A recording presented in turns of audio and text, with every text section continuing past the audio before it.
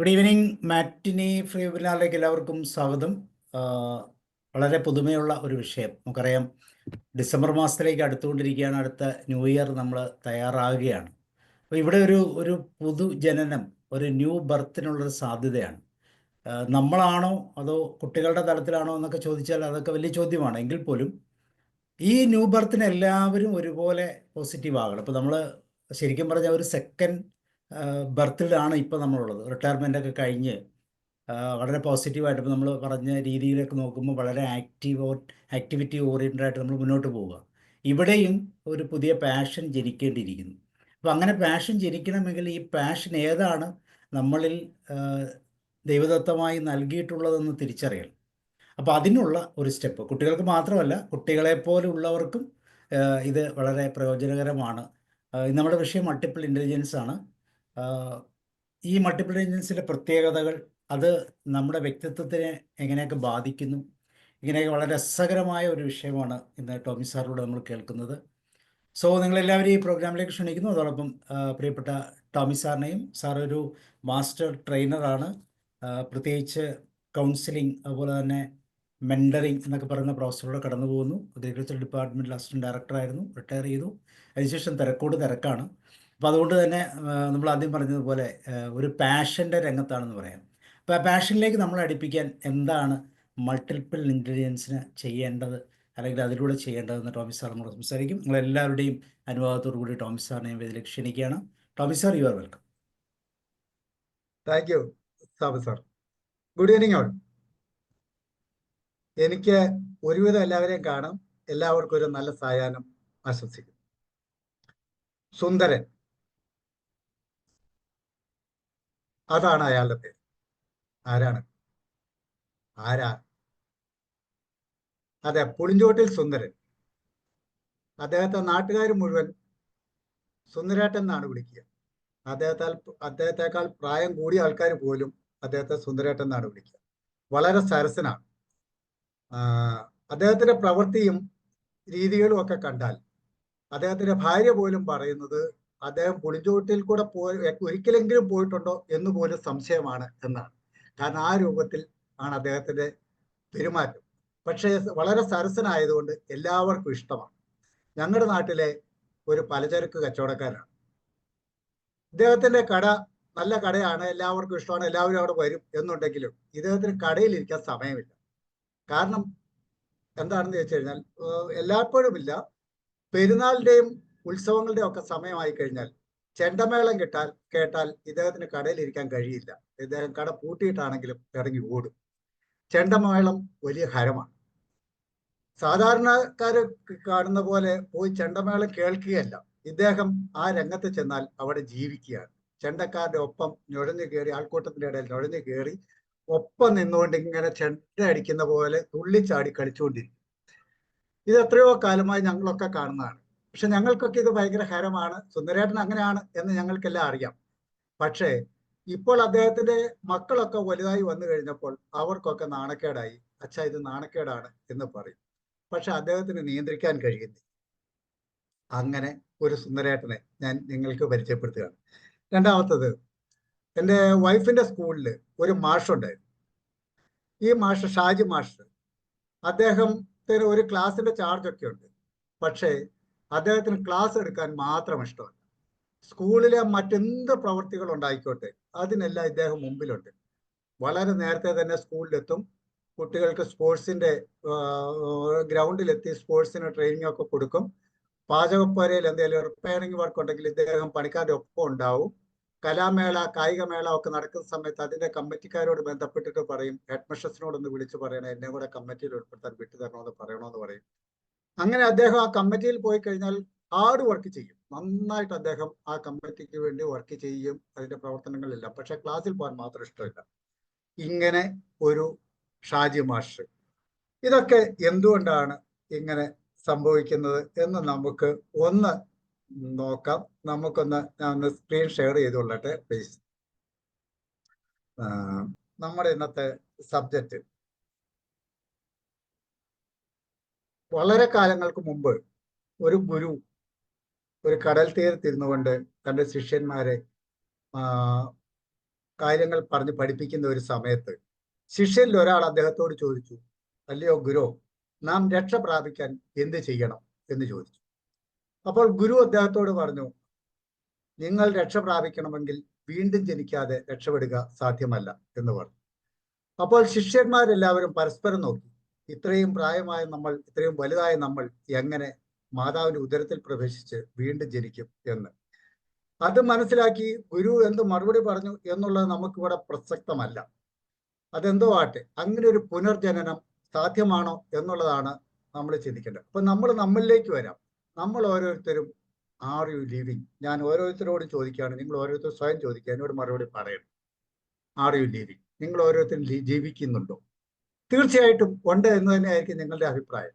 കാരണം നിങ്ങൾ ഇന്ന് രാവിലെ എഴുന്നേറ്റു, എല്ലാ ദിനചര്യകളും ചെയ്തു, ഇന്നത്തെ ഡ്യൂട്ടികളൊക്കെ പൂർത്തിയാക്കി ഇപ്പോൾ ഇവിടെ എൻ്റെ മുമ്പിൽ ഈ ഫ്ലോറിലെ സാബു സാറിന്റെ ഫ്ലോറിൽ കയറിയിരിക്കുന്നു. അതുകൊണ്ട് നിങ്ങൾ ജീവിക്കുന്നില്ലയോ? തീർച്ചയായിട്ടും ഉണ്ട് എന്നായിരിക്കും നിങ്ങളുടെ അഭിപ്രായം.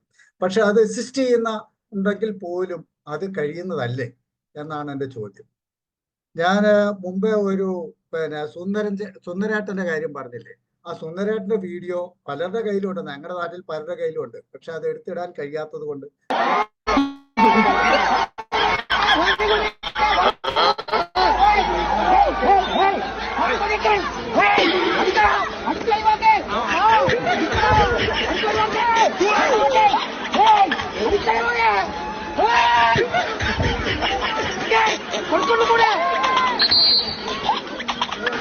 അതെ, ഒരു ഫുട്ബോൾ കളി കാണുന്ന രംഗത്ത് സജീവമായി ജീവിക്കുന്ന ഒരു മനുഷ്യൻ, അദ്ദേഹം ജീവിക്കുകയാണ്. ആ സമയം എല്ലാം മറന്ന് അദ്ദേഹം ജീവിക്കുകയാണ്, അല്ലേ? അങ്ങനെ ജീവിക്കാൻ കഴിയുന്ന ഒരു അവസ്ഥ, അതാണ് ജീവിതം എന്നാണ് അദ്ദേഹത്തെ സംബന്ധിച്ചിടത്തോളം, അതാണ് ജീവിതം, അല്ലേ? നിങ്ങൾക്കൊക്കെ പ്രതികരിക്കാൻ കേട്ടോ, നമുക്ക് ഇന്ററാക്ഷൻ നല്ലതാണ്. Every person is unique. എല്ലാവരും അവരവരുടേതായ പ്രത്യേകത ഉള്ളവരാണ്. ആ പ്രത്യേകതകളിലേക്കാണ് നമ്മൾ പോകുന്നത്. കാരണം കാട്ടിലൊരു മത്സരം നടക്കുമ്പോൾ മീനിനോടും കുരങ്ങിനോടും ഒരേ രൂപത്തിൽ മരം കയറാൻ പറഞ്ഞാൽ അതിലാരായിരിക്കും ജയിക്കുക? തീർച്ചയായിട്ടും കുരങ്ങ് മാത്രമേ ജയിക്കൂ. ആ ഒരു ഇന്റലിജൻസ് അല്ലെങ്കിൽ ആ ഒരു എബിലിറ്റി മീനിന് ഒരിക്കലും ഉണ്ടാവില്ലല്ലോ. അപ്പോൾ ഓരോ വ്യക്തികളും യൂണിക്കാണ്. ആ യൂണിക്നെസ് ആണ് നമ്മൾ തിരിച്ചറിയേണ്ടത് എന്നാണ് എനിക്ക് പറയാനുള്ളത്. But there are certain common characters. നമ്മൾ വിവിധങ്ങളായിട്ടുള്ള ജോലികൾ ചെയ്തിട്ടുള്ളവരാണ്. ഈ ജോലിയിലേക്കൊക്കെ നമ്മൾ പ്രവേശിച്ചത് പല രൂപത്തിലായിരിക്കും. ഒന്നുകിൽ നമ്മളുടെ സ്കൂളിലെ സ്കോറിന്റെ അടിസ്ഥാനത്തിൽ നമ്മളൊരു കരിയർ അല്ലെങ്കിൽ പ്രൊഫഷൻ തിരഞ്ഞെടുക്കും. അതല്ലെങ്കിൽ പേരൻസിന്റെ താല്പര്യത്തിനനുസരിച്ച് ഒരു ഫീൽഡ് നാം തിരഞ്ഞെടുക്കും. ഇതൊന്നും അല്ലെങ്കിൽ ഹയർ സ്റ്റഡീസിന് അവൈലബിലിറ്റി ഓഫ് സീറ്റ്സ്, അതായിരിക്കും നമ്മുടെ ഒരു ക്രൈറ്റീരിയ. ആ രൂപത്തിലാണ് കഴിഞ്ഞൊരു കാലഘട്ടങ്ങളൊക്കെ വന്നിട്ടുള്ളത്. ഇപ്പോൾ അതിന് മാറ്റം ഉണ്ടായിട്ടുണ്ട് എന്നാണ് എനിക്ക് തോന്നുന്നത്.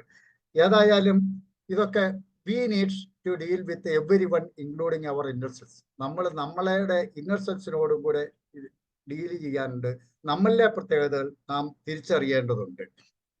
എപ്പോഴും ക്ലാസ്സിൽ മുൻപന്തിയിൽ ഇരിക്കുന്നവരോ അല്ലെങ്കിൽ മുൻപഞ്ചുകാരോ അല്ല എപ്പോഴും ജീവിതത്തിൽ വിജയിച്ചിട്ടുള്ളത്.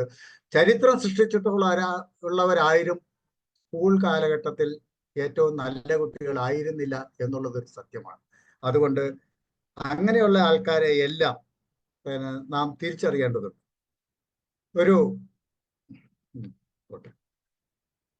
Hence, it is better to understand people's personality type തിരിച്ചറിഞ്ഞുകൊണ്ട് നമ്മൾ മുന്നോട്ട് പോകുന്നത് നമുക്ക് ആവശ്യമാണ്.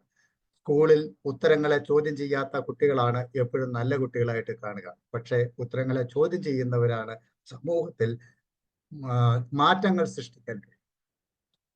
എനിക്ക് എല്ലാവരോടും ചോദിക്കാനുള്ളത്, ഒരു പ്രമുഖനായ ഒരു അഡ്വക്കേറ്റ് ഉണ്ടായിരുന്നു, അഡ്വക്കേറ്റ് മോഹൻദാസ്. ആർക്കെങ്കിലും പരിചയമുണ്ടോ? ഇന്ററാക്ട് ചെയ്യോ? എല്ലാരും ഇല്ലേ? എവിടെയാ സാറേ സ്ഥലം?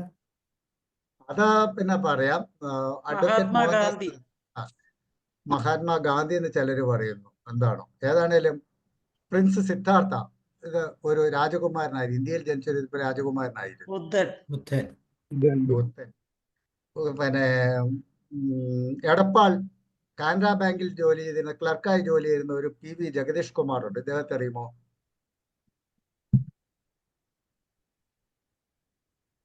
ഇല്ല. ഈ വ്യക്തികളെ അറിയുമോ?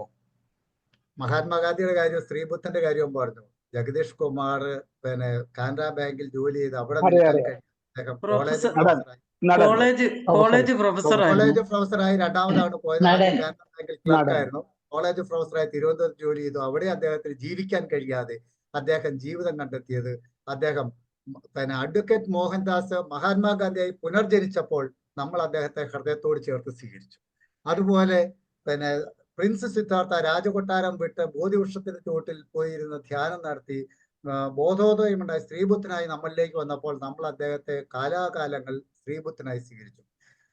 ക്ലർക്കായിരുന്ന ജഗദീഷ് കുമാർ ആ ജോലി വിട്ട് പിന്നെ കോളേജിലെ ജോലിയും വിട്ട് സിനിമാ രംഗത്തേക്ക് വന്നു കഴിഞ്ഞപ്പോൾ അദ്ദേഹത്തെ നമ്മൾ ഹാസ്യ നടനായി നമ്മൾ എല്ലാവരും ഹൃദയത്തിൽ തീർന്നു, അല്ലേ?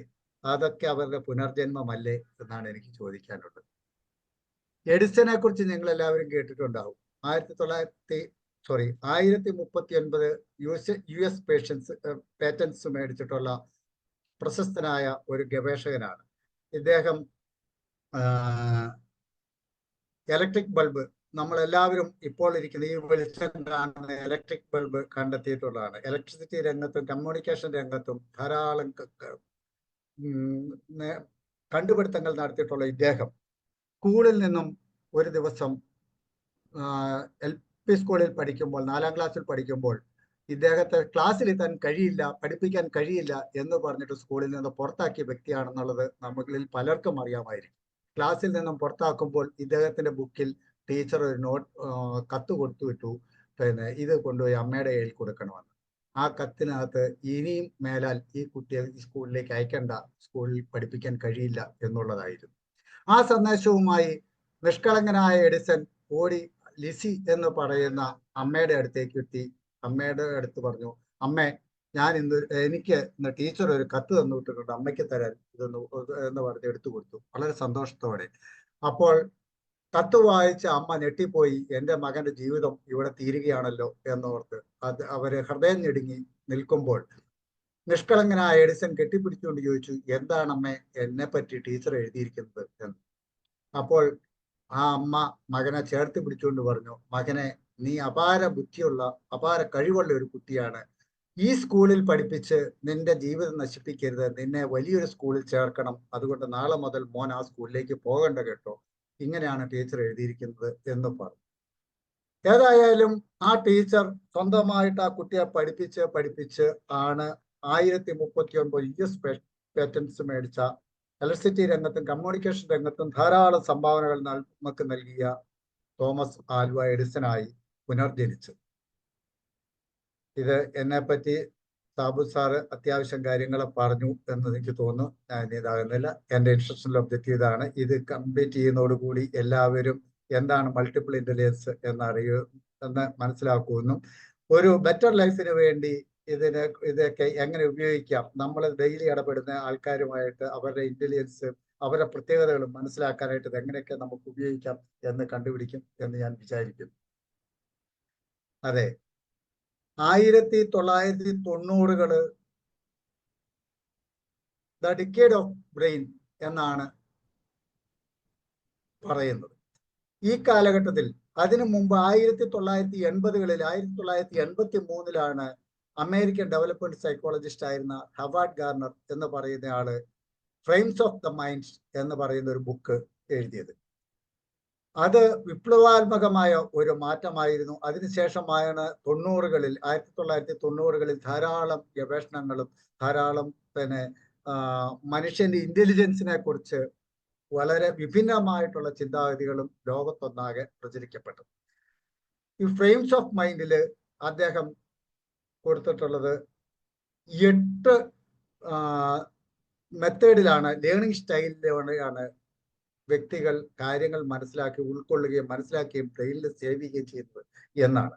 ആ 8 മെത്തേഡുകൾ അദ്ദേഹം ഇങ്ങനെ തരംതിരിച്ചു: ലിംഗ്വിസ്റ്റിക്, ലോജിക്കൽ, മാത്തമാറ്റിക്സ്,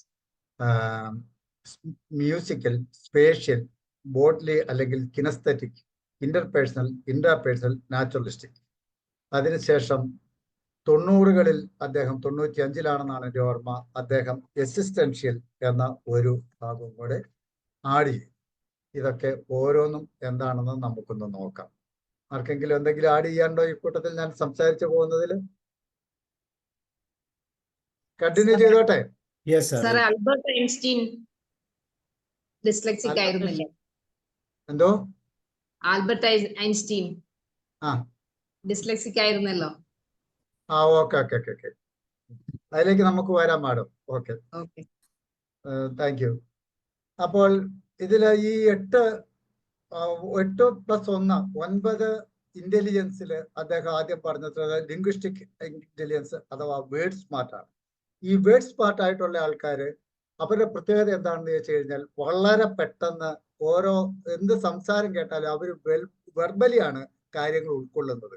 അതിന്റെ മറ്റു കാര്യങ്ങളൊന്നും അവർക്ക് ഒരു സൗണ്ട് കേട്ട് കഴിഞ്ഞാൽ ആ സൗണ്ട് അതേപോലെ അവർ ഹൃദയത്തിൽ പേർന്ന പ്രത്യേകതയുള്ള വ്യക്തികളാണ്. Sensitivity of sound, meaning and its rhythms of words, ഇതൊക്കെ അവരിൽ പെട്ടെന്ന് അവരിലേക്ക് ഉൾക്കൊള്ളാൻ കഴിയും. Can follow any language easily. ഇങ്ങനെയുള്ളവർക്ക് ഏത് ഭാഷയും വളരെ പെട്ടെന്ന് ഉൾക്കൊള്ളാനായിട്ട് കഴിയും. നമുക്ക് അങ്ങനെ ഭാഷകളെ കൊണ്ട് അമ്മാനമാണ് നമ്മുടെ സുകുമാർ അഴീക്കോടിനെ പോലെയുള്ള, ഷേക്സ്പിയറിനെ പോലെയുള്ള ആൾക്കാർ.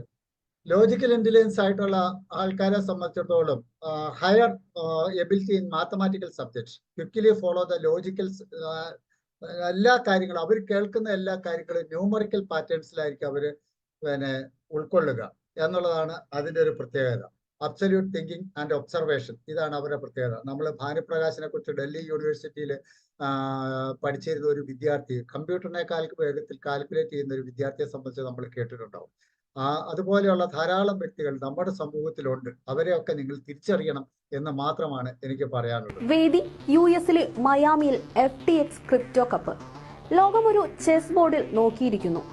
ബോർഡിന് ഒരു വശം നിലവിലെ ഒന്ന് ശ്രമിച്ചു. സമനിലയ്ക്ക് വേണ്ടി കാൾസന്റെ അടവായിരുന്നു അത്. പക്ഷെ വിജയത്തിൽ കുറഞ്ഞതൊന്നും എതിരെയിരിക്കുന്ന 17കാരന്റെ ലക്ഷ്യമല്ലായിരുന്നു. കാരണം അവൻ വന്നത് ചതുരംഗം എന്ന ബുദ്ധിവൈഭവത്തിന്റെ ഏറ്റവും വലിയ വിനോദം ലോകത്തിന് സംഭാവന ചെയ്ത ഇന്ത്യയിൽ നിന്നായിരുന്നു. ഒരു കാലം അത്രയും അതിന്റെ ചക്രവർത്തിയായിരുന്ന വിശ്വനാഥ് ആനന്ദിന്റെ മണ്ണിൽ നിന്നായിരുന്നു. തേരിനെ മുൻപിൽ നിരത്തിക്കൊണ്ട് കളി സമനിലയാക്കി അത് ലോകത്തിൽ തന്നെ ആദ്യമായിരിക്കും ഇങ്ങനെയൊരു നേട്ടം ഒരാൾ സ്വന്തമാക്കുന്നത്. രമേശ് ബാബു പ്രജ്ഞാനന്ദ എന്ന ഇന്ത്യയുടെ അഭിമാനമായ ബാലൻ തന്റെ നാടായ ചെന്നൈയിൽ നിന്ന് 15,000 കിലോമീറ്റർ അകലെയുള്ള യുഎസിലെ മയാമിയിൽ FTX ക്രിപ്റ്റോ കപ്പിന്റെ അവസാന റൗണ്ടിൽ ലോക ചെസ് ചാമ്പ്യൻ മാഗ്നസ് കാൾസനോടുള്ള പോരാട്ടം തുടങ്ങുമ്പോൾ അവന്റെ ഫോണിലേക്ക് ഒരു സന്ദേശം വന്നിരുന്നു. നാട്ടിൽ നിന്നും സഹോദരി അയച്ച മൂർച്ചയുള്ള ആ സന്ദേശം ഇത്രമാത്രമായിരുന്നു: കാൾസനെ തോൽപ്പിക്കണം. ആ വാക്കിന്റെ മുഴക്കത്തിൽ മുന്നേറിയ ഭസ്മക്കുറിയണിഞ്ഞ ആ 17കാരന്റെ മുന്നിൽ കീഴടങ്ങുക. വേദി. അതെ, ഞാൻ അല്പം സ്പീഡിൽ പോവുകയാണ്. അടുത്തത് മ്യൂസിക് സ്മാർട്ടാണ്. മ്യൂസിക് സ്മാർട്ട് ആയിട്ടുള്ള ധാരാളം ആൾക്കാരെ നമുക്ക് പരിചയമുണ്ട്. നമുക്ക് ബാലസുബ്രഹ്മണ്യൻ, അതുപോലെ യേശുദാസ്, നമ്മളെല്ലാവരും അറിയുന്ന യേശുദാസിന് എത്ര മാർക്കുണ്ട്, SLCക്ക് എത്ര മാർക്കുണ്ടെന്ന് നമ്മളാരും ചിന്തിച്ചിട്ടില്ല.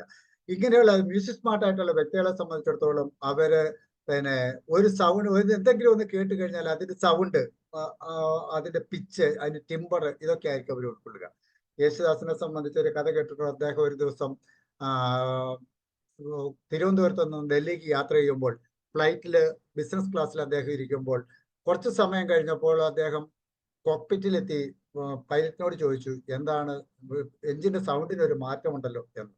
അത് പൈലറ്റ് പോലും ശ്രദ്ധിച്ചിട്ടില്ല. പക്ഷെ അദ്ദേഹം ശ്രദ്ധിച്ചിട്ട് പറഞ്ഞു, ശരിയാണ്, അതെങ്ങനെ സ്വാഭാവികമായിട്ട് വരുന്ന മാറ്റമാണ്, സാറിന് എങ്ങനെ അത് മനസ്സിലായെന്ന് ചോദിച്ചു. അപ്പോൾ അദ്ദേഹം പറഞ്ഞു, ഞാൻ ആ സൗണ്ടിനനുസരിച്ച്, എഞ്ചിന്റെ സൗണ്ടിനനുസരിച്ച് മ്യൂസിക് ഇട്ടുകൊണ്ടിരിക്കുകയായിരുന്നു. അതാണ് മ്യൂസിക് സ്മാർട്ട് ആയിട്ടുള്ള വ്യക്തികളെ ഏത് സൗണ്ട് കേട്ട് കഴിഞ്ഞാലും അത് അതേ രൂപത്തിൽ അവരുടെ മനസ്സിലേക്ക് അത്. കൊച്ചിയിൽ നിന്ന് തിരുവനന്തപുരത്തേക്ക് ഓഡിഷൻ ടെസ്റ്റിന് പോകാൻ തീവണ്ടിക്കൂലി കയ്യിലില്ലാത്തത് കൊണ്ട് കടം വാങ്ങിയ കാശുമായി അയാൾ അവിടെ ചെന്നപ്പോ ആകാശവാണിയുടെ അന്നത്തെ ടെക്നിക്കൽ സമിതി ഓഡിഷൻ ടെസ്റ്റ് നടത്തിയിട്ട് പറഞ്ഞത് ഇയാളുടെ ശബ്ദം കേൾക്കാൻ ഇമ്പമില്ല, കേൾവിക്കാരിൽ ഇതൊരു കമ്പവും ജനിപ്പിക്കില്ല എന്നാണ്. അന്ന് സ്കോളർഷിപ്പിന് അക്കാഡമിയിൽ ശ്രമിച്ചപ്പോൾ അവരും പറഞ്ഞു തരാൻ നിവൃത്തിയില്ല എന്ന്. തീവണ്ടിക്കൂലി കടം കൊടുത്താൽ തിരിച്ചു കൊടുക്കാൻ പറ്റിയിട്ടുണ്ടാവില്ല. 6 വർഷം കഴിഞ്ഞപ്പോൾ ഇന്ത്യൻ എയർലൈൻസ് വിളിച്ചു പറഞ്ഞു, you are the most frequent flyer of this year, ഈ വർഷം ഏറ്റവും കൂടുതൽ പറന്ന വിമാനികൻ യാത്രക്കാരൻ നിങ്ങളാണ് എന്ന്. കേൾക്കാൻ ഇമ്പമില്ല, കേൾവിക്കാരിൽ കമ്പമില്ല എന്ന് പറഞ്ഞ ആകാശവാണി അന്ന് വിധിയെഴുതിയ ആ മനുഷ്യന്റെ ശബ്ദം കേൾക്കാതെ ഈ നാട്ടിലെ ദൈവങ്ങൾ പോലും ഉണരുകയും ഉറങ്ങുകയും ചെയ്യുന്നില്ലല്ലോ സാർ. അയാളുടെ പേര് യേശുദാസ് എന്നാണ്. അതെ, അങ്ങനെയുള്ള മ്യൂസിക് സ്മാർട്ടായിട്ടുള്ള വ്യക്തികളെ ധാരാളം നമുക്ക് കാണാൻ കഴിയും. അടുത്തത് പിന്നെ നമുക്ക് സ്പേഷ്യലാണ്, അല്ലെങ്കിൽ വിഷ്വൽ സ്മാർട്ട്. എന്ത് കണ്ടാലും എന്ത് കേട്ടാലും നമ്മൾ ആ കേൾക്കുന്നത് കേൾവിയായിട്ട് നമ്മൾ മനസ്സിൽ ഉൾക്കൊള്ളുമ്പോൾ പിക്ചർ സ്മാർട്ട് ആയിട്ടുള്ള വ്യക്തികളെ സംബന്ധിച്ചിടത്തോളം അത് അതിന്റെ പിക്ചർ ഫോമിൽ അവർ, നമ്മളിപ്പോ ഒരു ബിൽഡിങ്ങിനെ കുറിച്ച് പറയട്ടെ, നമ്മളൊരു വാഹനത്തെ കുറിച്ച് പറയട്ടെ, അതിന്റെ പിക്ചർ ഫോമില് ഇങ്ങനെയുള്ള വ്യക്തികളുടെ മനസ്സിൽ പതിയും. നമ്മൾ പല സ്ഥലത്തൂടെയും നടക്കുമ്പോൾ നമ്മൾ ശ്രദ്ധിക്കാറുണ്ട്, വലിയ വലിയ കൺസ്ട്രക്ഷനൊക്കെ കാണുമ്പോൾ നമ്മൾ ചിന്തിക്കാറുണ്ട്, ഇതൊക്കെ ആരുടെയെങ്കിലുമൊക്കെ ഭാവനയിൽ, ഞാൻ ചിന്തിക്കാറുണ്ട് കേട്ടോ, ആരുടെയെങ്കിലുമൊക്കെ ഭാവനയിൽ ഒന്നുമില്ലായ്മയിൽ നിന്ന് ഈ രൂപത്തിലെല്ലാം ഇങ്ങനെ പ്ലാൻ ചെയ്ത് വന്നതുകൊണ്ടാണല്ലോ അവരുടെ മനസ്സിൽ ഇതിങ്ങനെ ഒന്നും ഇല്ലായ്മയിൽ ഇല്ലാത്ത ഒരു ലോകത്ത് അവരിത് ഭാവനയിൽ കണ്ടതുകൊണ്ടാണല്ലോ ഈ രൂപത്തിൽ വരച്ചുണ്ടാക്കാനും അതിനനുസരിച്ച് കൺസ്ട്രക്ട് ചെയ്യാനും കഴിഞ്ഞിട്ടുള്ളത്. അതുപോലെ പിക്ചറായിട്ട് മനസ്സിൽ പതിയുന്ന വ്യക്തികളെ സംബന്ധിച്ചിടത്തോളം അവരുടെ മനസ്സിൽ എന്ത് കണ്ടാലും, ചെറിയ കുട്ടികൾ ഒരു കരിയെടുത്ത് ഭിത്തിയിൽ വരയ്ക്കുമ്പോൾ നാം കുട്ടികളെ ശാസിക്കും. പക്ഷേ അവരിലെ പിക്ചർ സ്മാർട്ട്, അവർ വരയ്ക്കുന്ന ഓരോ ചിത്രങ്ങൾക്കും അവർ കാണിക്കുന്ന ഓരോ വികൃതികൾക്കും അർത്ഥമുണ്ട് എന്ന് നാം മനസ്സിലാക്കണം എന്ന് മാത്രമാണ് എനിക്ക് പറയാനുള്ളത്. Quickly visualise what we said, everything observe in is picture form. അങ്ങനെ പിക്ചർ ഫോമിൽ ഉൾക്കൊള്ളുന്ന വ്യക്തികളെ സംബന്ധിച്ച് ധാരാളം നമുക്ക് സമൂഹത്തിൽ കാണാൻ കഴിയും. ഒരു ഗ്രാമപ്രദേശത്ത് തുറസായ ഒരു പാതയോരത്ത് തുറസായ ഒരു പറമ്പില് ധാരാളം കല്ലുകൾ കിടന്നത്, അതിലെ നൂറ്റാണ്ടുകളായി ജനങ്ങൾ യാത്ര ചെയ്യുന്നു, ആർക്കും തോന്നാത്ത ഒരു ഐഡിയ അതിലെ പിക്ചർ സ്മാർട്ട് ആയിട്ടുള്ള ഒരു വ്യക്തി യാത്ര ചെയ്തപ്പോൾ എന്ത് സംഭവിച്ചു? അയാളുടെ മനസ്സിലേക്ക് ആ ഭാഗത്ത് കല്ലും പുല്ലും നിറഞ്ഞ ആ ഫ്ലോട്ട് എങ്ങനെയായി തീർന്നു എന്ന് എനിക്ക് ഭയങ്കര വിഷമമുണ്ടായിരുന്നു. കാരണം ഈ കൈയില്ലാത്ത, നമ്മൾ ആദ്യം കാണിച്ചത് വിദേശത്ത് എവിടെയോ ഉള്ള ഒരു കാഴ്ചയാണ്. നമ്മുടെ നാട്ടിലെ ഒരു കലാകാരനെ നമുക്ക് കാണാം. നമ്മളിപ്പോ ഇന്നാള് പത്രത്തിൽ ഒരു ഇത് കണ്ടിരുന്നു, കൊല്ലത്തോ മറ്റോ ഒരു ഓവർ ബ്രിഡ്ജിന്റെ ചുവട്ടില് ഒരു നാടൻ മനുഷ്യൻ, എന്തോ ഒരു ഇതായിട്ടൊരു പ്രത്യേകിച്ച് ഒരിടത്തും പഠിക്കാത്ത ഒരു വ്യക്തി തന്റെ കരിയോ എന്തോ സാധനങ്ങളൊക്കെ എടുത്ത് പടം വരച്ചതിനെ സംബന്ധിച്ച് പത്രങ്ങളിലൊക്കെ വന്നിരുന്നു. എത്ര സുന്ദരമായിട്ടാണ് അദ്ദേഹം വരച്ചത്. അതുപോലെ നമ്മുടെ ഒരു നാടൻ കലാകാരൻ. എനിക്ക് ഭയങ്കര വിഷമമുണ്ടായിരുന്നു. കാരണം ഈ കൈയില്ലാത്ത ഞാൻ വലത് കൈ കൊണ്ടാണ് എല്ലാവരും നല്ല കാര്യങ്ങൾ ചെയ്യുന്നത്. എനിക്ക് ഈ ഇടത് കൊണ്ട് ഭഗവാന്റെ രൂപം വരയ്ക്കുമ്പോൾ എനിക്ക് വിഷമമായിരുന്നു. കാരണം ഇത്ര ശരിയാവൂ, ഭഗവാൻ എന്നെ വെറുക്കുമെന്ന് തന്നെ ഞാൻ ചിന്തിച്ചു പോയായിരുന്നു. പക്ഷെ ദൈവം എൻ്റെ കൂടെ ഉണ്ടായിരുന്നു. കൈയില്ലാത്തതിൻ്റെ ബുദ്ധിമുട്ട് ഞാൻ ഒരുപാട് അനുഭവിച്ചിട്ടുണ്ട്. അത് പറഞ്ഞാൽ തീരാത്ത വിഷമം എൻ്റെ ഉള്ളിലുണ്ട്. ഇടയ്ക്ക് വെച്ച് കൈ ഒടിഞ്ഞായിരുന്നു. ദാണ്ട ഈ പടം ഇവൻ കരഞ്ഞുകൊണ്ട് വരച്ച പടമാണ്. വലത് കൈയില്ലാത്ത മനുവാണ് ഇത്രയും മനോഹരമായ ദൈവങ്ങളുടെ ചിത്രം. ഇതൊക്കെയാണ് ഞാൻ വരച്ച ചിത്രങ്ങൾ. ഇത് മത്സ്യം, കൂർമ്മം, വരാകം, നരസിംഹം, പിന്നെ വാമനൻ, പരശുരാമൻ, ശ്രീരാമൻ, ബലരാമൻ, ഭഗവാൻ, മോഹിനി, മഹാവിഷ്ണു. ആദ്യമായിട്ടാണ് ദൈവങ്ങളുടെ ഫോട്ടോ വരയ്ക്കുന്നത്. അത് ഈ ഇടതുകൊണ്ട് വരച്ചത് ശരിയാവുമോ എന്നുള്ളൊരു മാനസിക വിഷമമുണ്ട്. അതെ, പിക്ചർ സ്മാർട്ട് ആയിട്ടുള്ള ഒരാളെ സംബന്ധിച്ചുള്ളത് കഴിയും എന്ന് നമ്മൾ മനസ്സിലാക്കുക. അടുത്തത് കിനസ്തെറ്റിക് ആണ്. ഈ ഭാഗമൊക്കെ ഞാൻ കഴിഞ്ഞു പോയതാണ്. ഞാൻ വളരെ സുന്ദരമായിട്ട് നിങ്ങൾ എല്ലാവരും കേൾക്കുന്നുണ്ട് എന്നുള്ളൊരു ധാരണയിൽ ഞാൻ പറഞ്ഞു പോയി, വളരെ ഇതായിട്ട് പറഞ്ഞു പോയി. പക്ഷെ അതെല്ലാം വിഷയം സാബു സാർ വിളിക്കുമ്പോഴും ഞാൻ ഓർത്തത് എന്താ സാർ ഇങ്ങനെ വിളിക്കുന്നത്, സ്പീഡാക്കാൻ വേണ്ടിയിട്ടാണെന്ന് വിചാരിച്ചു, സോറി. ഏതാണേലും കിനസ്തെറ്റിക് ആയിട്ടുള്ള വ്യക്തികളെ സംബന്ധിച്ചിടത്തോളം നമ്മുടെ കൂട്ടത്തിൽ പലരെയും നമുക്ക് കാണാം. ചില പിന്നെ അമ്മമാര് കുട്ടികളെ ആയിട്ട് വരും, കൗൺസിലിങ്ങിന് വരും, ഇവൻ അടങ്ങിയിരിക്കുന്നില്ല. അടങ്ങിയിരിക്കാത്ത കുട്ടികളെ സംബന്ധിച്ചിടത്തോളം ഇപ്പോഴും പ്രശ്നം തന്നെയാണ്. അങ്ങനെ ഇവനെ അടക്കിയിരുത്താൻ എന്താണ് മാർഗം? അതിനെ രൂപത്തിൽ കൗൺസിൽ ചെയ്ത് എങ്ങനെ ശരിയാക്കാൻ കഴിയും എന്നുള്ളതാണ്. പക്ഷെ കിനസ്തെറ്റിക് ആയിട്ടുള്ള കുട്ടികളെ സംബന്ധിച്ച് അടങ്ങിയിരിക്കാൻ കഴിയില്ല. ഒരു ദിവസം എൻ്റെ മോൻ ചെറുതായിരിക്കുമ്പോൾ ഞാനൊരു ദിവസം ഓഫീസ് വിട്ട് വരുമ്പോൾ മോന്റെ ശരീരത്തിൽ മുഴുവൻ രക്തം പൊടിഞ്ഞിങ്ങനെ ഇരിക്കുന്നു. അപ്പോൾ ഞാൻ ഇവനെ വിളിച്ചിട്ട് ചോദിച്ചു. അപ്പോൾ വൈഫ് അപ്പോൾ സ്കൂൾ വിട്ട് വന്നതേ ഉള്ളൂ. ഞാൻ മോനെ ചേർത്ത് പിടിച്ചിട്ട് ചോദിച്ചു, എന്താ മോനെ പറ്റിയത് എന്ന് ചോദിച്ചു. അപ്പോൾ അവൻ പറഞ്ഞു, അതെ പപ്പ, ഞാൻ ടോപ്പ് ഗിയറിലായിരുന്നു, ബ്രേക്ക് കിട്ടിയില്ല എന്ന് പറഞ്ഞു. എവിടെയോ പോയി തെറ്റി വീണത്, ഓടിക്കളിച്ചതാണത്രേ. അങ്ങനെയുള്ള കുട്ടികളെ സംബന്ധിച്ച് നമ്മൾ കാണും, അവരെ നാം കുറ്റം പറയും. പക്ഷെ അവർ ആ രൂപത്തിലാണ്, അവരതാണ് എന്ന് നാം മനസ്സിലാക്കണം എന്നാണ് നാം മനസ്സിലാക്കേണ്ടത്. അവരുടെ ബോഡി വളരെ ഫ്ലെക്സിബിൾ ആയിരിക്കും. അവരുടെ ബോഡി ലാംഗ്വേജ് വളരെ സുന്ദരമായിരിക്കും. നമ്മളിപ്പോ മോഹൻലാലൊക്കെ കണ്ടിട്ടില്ല, മോഹൻലാൽ ഒരു ചെരിഞ്ഞ ശരീരമായിട്ട് നടക്കുമ്പോൾ അതൊരു കലയാണ്. അദ്ദേഹത്തിന്റെ ബോഡി എത്രയോ ഫ്ലെക്സിബിൾ ആണ്. നമുക്ക് അതിൽ അങ്ങനെയുള്ള വ്യക്തികളെയൊക്കെ സംബന്ധിച്ചിടത്തോളം ധാരാളം ഗിലിയൻ ബർബറ എന്ന് പറയുന്ന ഒരു ലണ്ടനിലെ ഏറ്റവും വലിയ ഡാൻസ് സ്കൂൾ നടത്തുന്ന വ്യക്തിയാണ്. ഡാൻസ് കോളേജ്, അവരുടെ സ്ഥാപനം വളരെയധികം അവാർഡുകൾ വാങ്ങിയിട്ടുള്ള DC അവാർഡ് 2013 വാങ്ങിയിട്ടുള്ള വ്യക്തിയാണ്. അവരെ സംബന്ധിച്ചിടത്തോളം സ്കൂളിൽ പഠിക്കുന്ന കാലത്ത് സ്കൂളിൽ നിന്നും ടീച്ചേഴ്സ് കുട്ടി ക്ലാസ്സിൽ ശ്രദ്ധിക്കുന്നില്ല എന്ന് പറഞ്ഞിട്ട് പറഞ്ഞയച്ചപ്പോൾ ഇവരെ കൊണ്ട് ഒരു കൗൺസിലറുടെ അടുത്ത്, ഒരു ഡോക്ടറെ അടുത്ത് ചെന്ന് കഴിഞ്ഞപ്പോൾ ഡോക്ടർ കുട്ടിയോട് സംസാരിച്ച ശേഷം പുറത്തേക്ക് ഇറക്കി വിട്ടു. അവിടെ ഒരു ഗാർഡൻ ഉണ്ടായിരുന്നു, ഗാർഡനിലെ മ്യൂസിക് ഉണ്ടായിരുന്നു. പേരൻസിനോട് സംസാരിക്കുന്നതിന്റെ ഇടയ്ക്ക് ഡോക്ടർ ഈ കുട്ടിയെ ശ്രദ്ധിച്ചുകൊണ്ടിരുന്നു. കുട്ടി ആ മ്യൂസിക്കിനനുസരിച്ച് നൃത്തം ചവിട്ടുന്നത്, ചുവടുകൾ വെക്കുന്നത് കണ്ടിട്ട് ഡോക്ടർ പേരൻസിനോട് ഉപദേശിച്ചു, ഈ കുട്ടിയെ ഡാൻസ് പഠിപ്പിക്കണം നിർബന്ധമായിട്ട്. ഏതായാലും അങ്ങനെ ഡാൻസ് പഠിപ്പിച്ച ആ കുട്ടിയാണ് ഇന്ന് ലോകമറിയപ്പെടുന്ന ഏറ്റവും വലിയ ഡാൻസർ സ്ഥാപനത്തിന്റെ ഉടമയായിട്ട് വളർന്നിട്ടുള്ള ഗിലിയൻ ബർബറ. ഇതുപോലെയുള്ള ധാരാളം ഗിലിയൻ ബർബറമാർ നമ്മുടെ സമൂഹത്തിലുണ്ട് എന്നുള്ളത് നാം മനസ്സിലാക്കണം. അങ്ങനെയുള്ളവരെ കണ്ടെത്തണം. അങ്ങനെയുള്ളവരെ ആ രംഗത്തേക്ക് അയക്കാൻ നമുക്ക് കഴിയുമാറാകണം എന്നാണ് എനിക്ക് പറയാനുള്ളത്. അടുത്തത് ഇന്റർപേഴ്സണലാണ്. ഇന്റർപേഴ്സണൽ ആയിട്ടുള്ള വ്യക്തികളെ സംബന്ധിച്ചിടത്തോളം, ഞാൻ സ്പീഡ് പോകുന്ന സാറേ, എന്തെങ്കിലും ആർക്കെങ്കിലും ആഡ് ചെയ്യാണ്ടോ, എന്തെങ്കിലും ഇന്ററാക്ട് ചെയ്യാണ്ടെങ്കിൽ ചെയ്യണേ. അവസാനം ചെയ്യാം സാറേ, കുഴപ്പമില്ല. ഓക്കെ, ഞാൻ കുറെ കൂടെ ഇന്ററാക്റ്റീവ് ആയിട്ട് പോകണമെന്നുള്ളതായിരുന്നു വിചാരിച്ചിരുന്നത്. അപ്പൊ ഇതിന്റെ ഒരു തരം പോയെന്നാലും വേണ്ടിയല്ല, നമുക്ക് സമയം കുറെ പോയതുകൊണ്ട് ഞാൻ രണ്ടാമതാണ് റിപ്പീറ്റ് ചെയ്യാണ്, കുഴപ്പമില്ല. ഇന്റർപേഴ്സണൽ ആയിട്ടുള്ള വ്യക്തികൾ, ചില ആൾക്കാരോട് നമ്മൾ എത്ര സംസാരിച്ചിരുന്നാലും നമുക്ക് മടുപ്പ് വരികയില്ല, ഇല്ലേ? ചില വ്യക്തികളോട് തന്നെ പെട്ടെന്ന് സംസാരിക്കുന്നത് കേട്ടാൽ മടുക്കും. ഈ ഇന്റർപേഴ്സണൽ ആയിട്ടുള്ള വ്യക്തികളെ സംബന്ധിച്ചിടത്തോളം അവർ intelligently understand the inner feelings and mental status of others. മറ്റുള്ളവരുടെ മനസ്സിലാക്കി അതിനനുസരിച്ച് പ്രതികരിക്കാൻ കഴിവുള്ളവരായിരിക്കും ഇന്റർപേഴ്സണൽ ക്വാളിറ്റീസ് ഉള്ള, ഇന്റലിജൻസ് ഉള്ള വ്യക്തികൾ. അവര് അതിനനുസരിച്ച് റെസ്പോണ്ട് ചെയ്യും. Efficiently explain the matter to others very well. ഇങ്ങനെയുള്ള ആൾക്കാരെയൊക്കെ സംബന്ധിച്ചിടത്തോളം വളരെയധികം പ്രാസംഗികരായിട്ട് ഒക്കെ വളരാനായിട്ടും അതുപോലെ വലിയ വലിയ രംഗത്തൊക്കെ വളരാനും പ്രവർത്തിക്കാനും ഇങ്ങനെയുള്ള ആൾക്കാർക്കൊക്കെ കഴിയും. മഹാത്മാഗാന്ധിയെ ആരും വിളിച്ചു കൂട്ടണ്ട, മഹാത്മാഗാന്ധിയിലേക്ക് നമ്മളെല്ലാവരും ആകർഷിക്കപ്പെടുന്നു. മദർ തെരേസ, അവരിലേക്ക് നമ്മളെല്ലാവരും അവരുടെ വാക്കുകളുടെ ശക്തി കൊണ്ടല്ല, അവരുടെ ഇന്റർപേഴ്സണാലിറ്റി കൊണ്ടാണ് നമ്മൾ അവരിലേക്കെല്ലാം ആകർഷിക്കപ്പെടുന്നത്. ബിൽ ക്ലിന്റൺ അതുപോലുള്ള ഒരു വ്യക്തിയാണെന്നാണ് പറയുന്നത്. ഈ ഇന്റർപേഴ്സണൽ ആയിട്ടുള്ള ആൾക്കാരെ സംബന്ധിച്ചിടത്തോളം അവര് MBAക്കൊക്കെ പോയാൽ വളരെയധികം ശോഭിക്കാൻ, മാർക്കറ്റിംഗ് രംഗത്തൊക്കെ അവർക്ക് ശോഭിക്കാൻ കഴിയും. അതുപോലെ ട്രെയിനേഴ്സ് ആയിട്ടൊക്കെ വളരെയധികം ശോഭിക്കാൻ കഴിയുന്ന വ്യക്തികളാണ് എന്നാണ് പറയപ്പെടുന്നത്.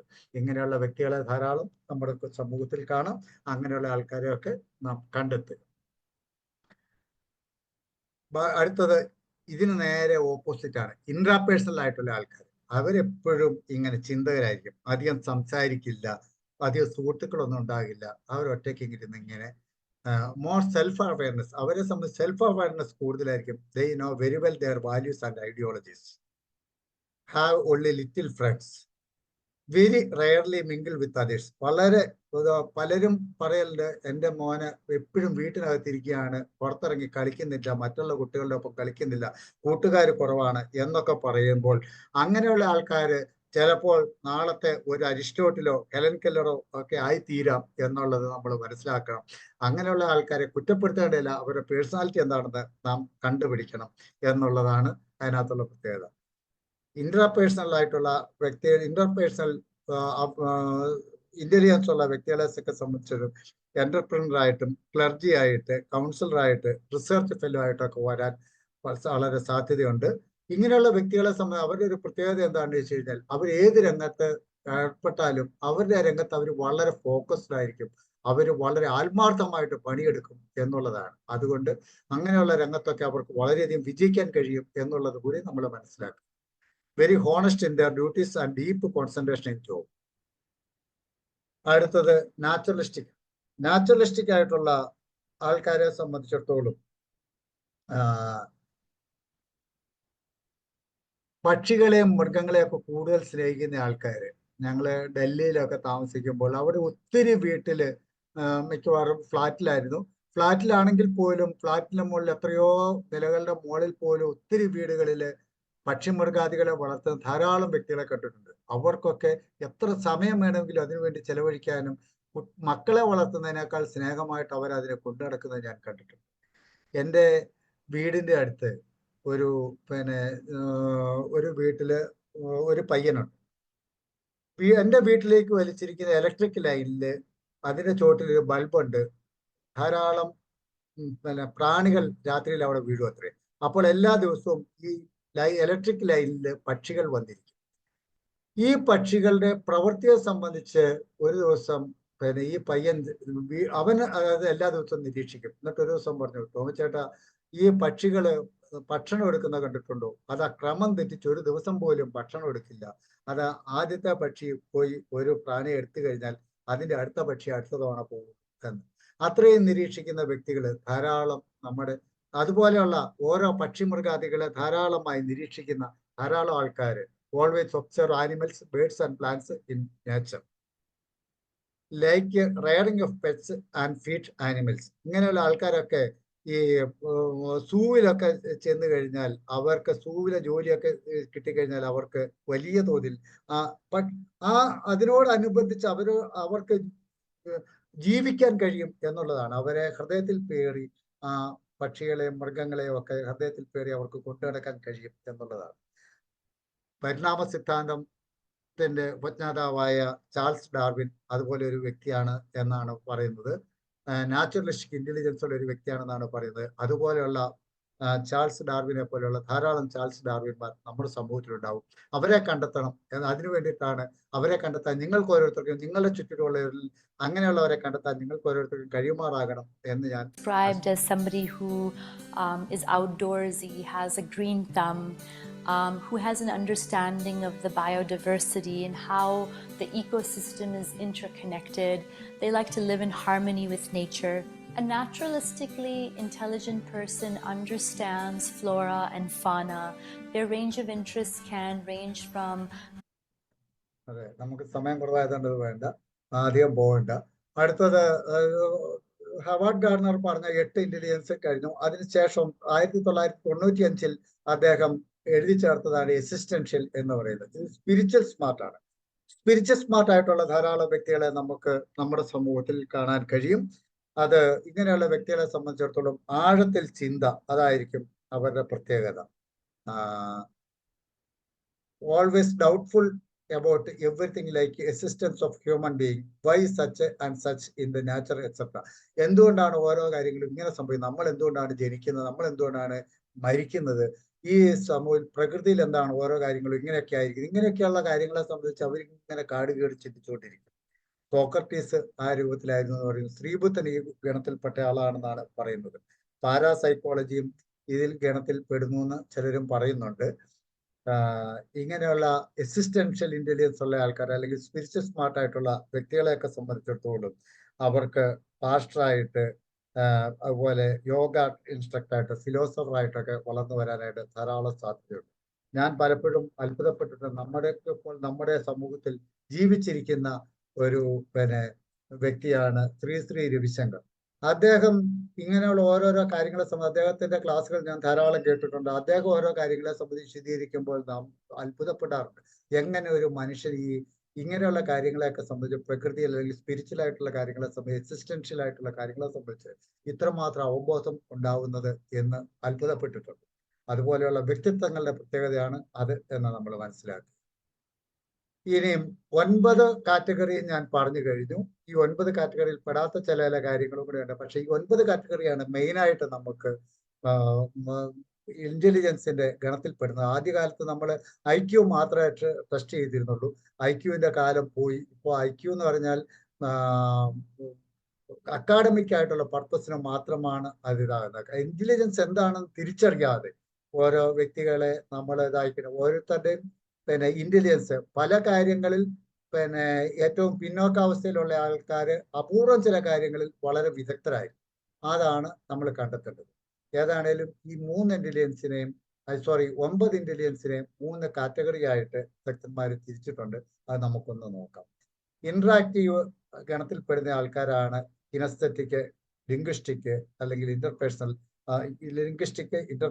എന്നീ ക്വാളിറ്റി എന്നീ ഗണത്തിൽപ്പെടുന്ന ഇന്റലിജൻസ് ഉള്ള ആൾക്കാരെ ഇന്ററാക്റ്റീവ് എന്ന് പറയുന്ന അവരെപ്പോഴും സമൂഹമായിട്ട് ഇടപെട്ട് വളരെയധികം ആക്റ്റീവായിരിക്കുന്ന ഒരു ഇതായിരിക്കും. എല്ലാവരോടും നല്ല ബന്ധങ്ങൾ പുലർത്തുന്നവരായിരിക്കും. ഇതാണ് ഇന്ററാക്റ്റീവ് ഗ്രൂപ്പ്. രണ്ടാമത്തെ ഇൻവെസ്റ്റിഗേറ്റേഴ്സ് ആണ്. ഇവർ ലോജിക്കലായിട്ട് ചിന്തിക്കുന്നവര്, മ്യൂസിക്കൽ കഴിവുകളുള്ളവര്, നാച്ചുറലിസ്റ്റിക് ആയിട്ടുള്ള ആൾക്കാരെ എല്ലാം ഇൻവെസ്റ്റിഗേറ്റേഴ്സ് എന്ന് പറയുന്ന ഒരു ഗണത്തിലാണ് പെടുത്തിയിരിക്കുന്നത്. മൂന്നാമത്തെ ഇൻട്രോസ്പെക്റ്റീവ്സ്. ഇവര് ഇൻട്രാപേഴ്സണൽ ഇന്റലിജൻസ് ഉള്ളവര്, വിഷ്വൽ ആൻഡ് സ്പേഷ്യൽ ഇന്റലിജൻസ് ഉള്ളവര്, എക്സിസ്റ്റൻഷ്യൽ ഇന്റലിജൻസ് ഉള്ളവര്, ഇങ്ങനെയുള്ളവരെ എല്ലാം ഈ ഗണത്തിൽ പെടുത്തിയിരിക്കുന്നു. ഇങ്ങനെ 3 കാറ്റഗറി ആയിട്ട് തിരിച്ചിട്ടുണ്ട് എന്ന് മനസ്സിലാക്കുക. സ്പീഡ് കൂടി പോകുന്നതുകൊണ്ട് എനിക്ക് തന്നെ അസ്വസ്ഥതയുണ്ട്. ഞാൻ കുറച്ചുകൂടെയൊക്കെ വളരെ ഭംഗിയായിട്ട് ഇന്ററാക്റ്റീവ് ആയിട്ടൊക്കെ ഇത് അവതരിപ്പിക്കണമെന്നുണ്ടായിരുന്നു. സമയം നമുക്ക് കുറെ നഷ്ടപ്പെട്ടുകൊണ്ട് ഞാൻ സ്പീഡാക്കി പോവുകയാണ്. കുഴപ്പമില്ലാതെ വിചാരിക്കുന്നു. കുറയ്ക്കണമെന്നുണ്ടെങ്കിൽ പറയണം കേട്ടോ. പിന്നെ വേറെ ചില ഇന്റലിജൻസ് കൂടെ ഇതിന് ശേഷം മറ്റു പലരും ഐഡന്റിഫൈ ചെയ്തിട്ടുണ്ട്. Later some more intelligence have been identified such as humour. ചില വ്യക്തികൾ പറഞ്ഞാൽ എന്ത് പറഞ്ഞാലും തമാശയായിട്ട് പറയുന്ന ആൾക്കാർ. കേരളത്തിലെ പ്രമുഖനായ ഒരു രാഷ്ട്രീയ നേതാവായിരുന്നു ഇ കെ നായനാർ അല്ലേ? പക്ഷെ ഇ കെ നായനാരോട് ആർക്കും ഒരു എതിരില്ല. കാരണം എന്താണെന്ന് വെച്ചാൽ അദ്ദേഹത്തിന് സംസാരം കേൾക്കാൻ എല്ലാവർക്കും ഇഷ്ടമാണ്. മറ്റ് രാഷ്ട്രീയമായിട്ടൊക്കെ എതിരിടും എന്നുണ്ടെങ്കിലും അദ്ദേഹത്തിന്റെ സംസാരം കേൾക്കാൻ എല്ലാവർക്കും ഇഷ്ടമാണ്. ഞാനും വളരെയധികം ആസ്വദിച്ചിട്ടുണ്ട് കേട്ടോ. കാരണം അദ്ദേഹത്തിന്റെ ഒരു പ്രത്യേകത എല്ലാത്തിലും ഒരു ഹ്യൂമർ സെൻസ് അദ്ദേഹം കാണും. അദ്ദേഹത്തെ കുറിച്ചൊരു കഥ കേട്ടിട്ടുണ്ട്. ഇ കെ നായനാരുടെ ഏറ്റവും വലിയ രാഷ്ട്രീയ ശത്രുവായിരുന്നു കെ കരുണാകരൻ. കെ കരുണാകരന്റെ മകള് ഒരു തവണ ഇ കെ നായനാർ മുഖ്യമന്ത്രി ആയിരിക്കുമ്പോൾ കെ കരുണാകരന്റെ മകള് ഒരു രോഗത്തിന്റെ ചികിത്സക്കായിട്ട് ഡയഗ്നോസിനായിട്ട് അമേരിക്കയിൽ പോകാനായിട്ട് ഡൽഹിയിലേക്ക് എത്തി. അന്ന് ഇ കെ നായനാർ ഡൽഹി കേരള ഹൗസിലുണ്ട്. അപ്പോൾ പത്മജ വന്നിട്ടുണ്ട് എന്നറിഞ്ഞുകൊണ്ട് നായനാർ പത്മജയുടെ റൂമിലെത്തി. അവരെ ഒന്ന് കാണാം, കരുണാകരന്റെ മകളല്ലേ, ഒന്ന് കാണാം എന്ന് വിചാരിച്ച് അവിടെ എത്തി. അപ്പോൾ നായനാർ ചോദിച്ചു, അല്ലടോ അനക്ക് അസുഖം ഉണ്ടെന്ന് ആരാ പറഞ്ഞത് എന്ന് ചോദിച്ചു. എന്നെ കണ്ടിട്ട് ഒരു കുഴപ്പവും തോന്നുന്നില്ലല്ലോ എന്ന് ചോദിച്ചു. അപ്പോൾ പത്മജ പറഞ്ഞു, അത് അച്ഛൻ പറഞ്ഞതാ. അച്ഛൻ പറഞ്ഞു ഒന്ന് ടെസ്റ്റ് ചെയ്തേര്, അമേരിക്കയിൽ പോയിട്ടൊന്ന് എല്ലാ ചെക്കപ്പ് നടത്തുന്നത് നല്ലതാണ് എന്ന് പറഞ്ഞു. ഇത് കേട്ടപാടെ നായനാർ അവിടെ ഇരുന്നുകൊണ്ട് ഒരൊറ്റ പൊട്ടിച്ചിരിയാണ്. എന്നിട്ട് പറഞ്ഞു, അന്റെ അച്ഛൻ പറഞ്ഞാണോ? എങ്കിൽ ഈ പേടിക്കണ്ട, അന്റെ അച്ഛൻ ഇന്ന് വരെ ആരോടെങ്കിലും സത്യം പറഞ്ഞിട്ടുണ്ടോ? ഈ സുഖമായിട്ട് പോയിട്ട് ടെസ്റ്റൊക്കെ കഴിഞ്ഞിട്ട് ഇങ്ങ് പോയാൽ അനക്കൊരു ചുക്കുമില്ല, അനക്കൊരു അസുഖമില്ല എന്ന് പറഞ്ഞു. ആ റൂമിൽ നിന്ന്, അതുവരെ ദുഃഖം തളം കെട്ടി നിന്ന് ആ റൂമിൽ നിന്ന് മുഴുവൻ ആൾക്കാരും ചിരിച്ചുപോയി എന്നാണ് പറയുന്നത്. അതുപോലെ ഹ്യൂമർ സെൻസ് ഉള്ള വ്യക്തികൾ നമ്മുടെ സമൂഹത്തിൽ ധാരാളമുണ്ട്. അവരെ നാം കണ്ടെത്തുക, അവരുടെ ഇന്റലിജൻസിനെ അംഗീകരിക്കുക. രണ്ടാമത്തെ ഒന്ന് കുക്കിംഗ് ആണ്. ചിലരെ സംബന്ധിച്ചിടത്തോളം കുക്കിംഗ് രംഗത്ത് ഭയങ്കരമായ ഒരു ഇതാണ്. ഞങ്ങളുടെ ക്ലബിൽ ഒരു വ്യക്തി ഉണ്ടായിരുന്നു. ഞാൻ പേര് പറഞ്ഞാൽ പലരും അറിയുമായിരിക്കും, അതുകൊണ്ട് ഞാനത് പറയുന്നില്ല. ഞങ്ങൾ ചിലപ്പോൾ മലകളിലൊക്കെ പോയി ഓരോരോ റിസോർട്ടിലൊക്കെ സ്വന്തമായിട്ട് ഭക്ഷണം ഉണ്ടാക്കി കഴിക്കാനൊക്കെ ഇരിക്കും. അവിടെ ചെന്ന് കഴിഞ്ഞാൽ ഭക്ഷണം ഉണ്ടാക്കുന്ന ഈ വ്യക്തിയെ സംബന്ധിച്ചിടത്തോളം അദ്ദേഹം മീറ്റിങ്ങിലും മറ്റു കാര്യങ്ങളിലും ആക്ടിവിറ്റീസിലും ഒന്നും അദ്ദേഹത്തെ ശ്രമിച്ചില്ല. നിങ്ങൾ എന്താണെന്ന് വെച്ചാൽ തീരുമാനിച്ചോ, ഞാൻ കൈയടിച്ചിരിക്കുന്നു. അദ്ദേഹം ആ പാചകം ചെയ്യുന്ന സ്ഥലത്തുണ്ടാവും. അവിടുന്ന് കാടും പടലും കയ്യിൽ കിട്ടുന്ന എല്ലാം പെറുക്കിയിട്ട് ഇദ്ദേഹം ഭക്ഷണം ഉണ്ടാക്കിയാൽ എന്ത് രുചിയാണെന്ന് അറിയാവൂ. അത് ഞങ്ങളൊക്കെ നന്നായിട്ട് ആസ്വദിക്കും. അങ്ങനെയുള്ള കഴിവുകളുള്ള, അതുപോലെ നമുക്ക് ധാരാളം, നമ്മുടെ പല കുടുംബിനികളും അതാണ് കേട്ടോ, അങ്ങനെയുള്ള ധാരാളം വ്യക്തികളെ നമുക്ക് അറിയാവുന്നതാണ്. അതുപോലെ സെക്ഷൽ ആയിട്ടുള്ള ഇന്റലിജൻസ് ഉള്ള ആൾക്കാരുണ്ട്. ഇങ്ങനെയുള്ള 23 കാമുകിമാരുള്ള ഒരു വ്യക്തിയെ സംബന്ധിച്ച് നമ്മുടെ കാവ്യച്ചൻ ഒരു ദിവസം ഒരു കഥ പറയുന്നത് കേട്ടിട്ടുണ്ട്. ഇതൊക്കെ നിങ്ങൾക്ക് എല്ലാവർക്കും അറിയാം. അതുപോലെ സ്പിരിച്വൽ ഇന്റലിജൻസ് ഉള്ള വ്യക്തികളെ സംബന്ധിച്ചിടത്തോളം ഞാൻ മുമ്പേ പറഞ്ഞു, ശ്രീ രവിശങ്കരെ സംബന്ധിച്ച് അതും അതുപോലെ ഹ്യൂമർ സെൻസും കൂടെ കൂട്ടിയിട്ടുള്ള അദ്ദേഹത്തിന്റെ സ്പിരിച്വൽ ഇന്റലിജൻസും അദ്ദേഹത്തെ ഒന്നും എനിക്ക് കാണിക്കാതിരിക്കാൻ നിവൃത്തിയില്ല. അതുപോലെ ഹ്യൂമർ സെൻസും കൂടെ കൂട്ടിയിട്ടുള്ള ഒരു ചെറിയ വീഡിയോ നമുക്ക്. There is a story about Swami Vivekananda. You know about that? Someone wanted to insult Swami Vivekananda, his own professor. He was insulting him all the time. So Vivekananda went and sat in the same table as this professor in Oxford in the breakfast room. And the professor looked at him. Those days there was more racial discrimination and all, apartheid days. This was in London, in Oxford, in England, in Oxford, in England. So he went and sat on the same table, and the professor said, a pig and a bird cannot sit in the same place. Meaning he is a pig. So you know what Swami Vivekananda said? Sir, you tell me, any moment I will fly away.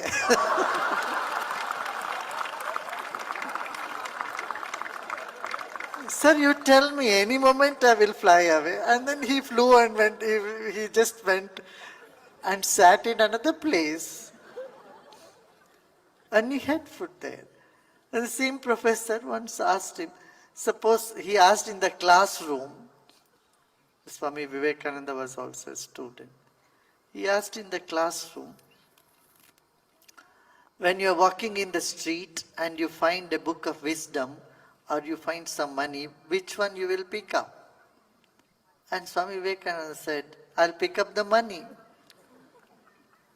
I said, look, this is your nature, your culture. You pick up money or don't care for wisdom. You know what Swami Vivekananda, then he made a big fun of it.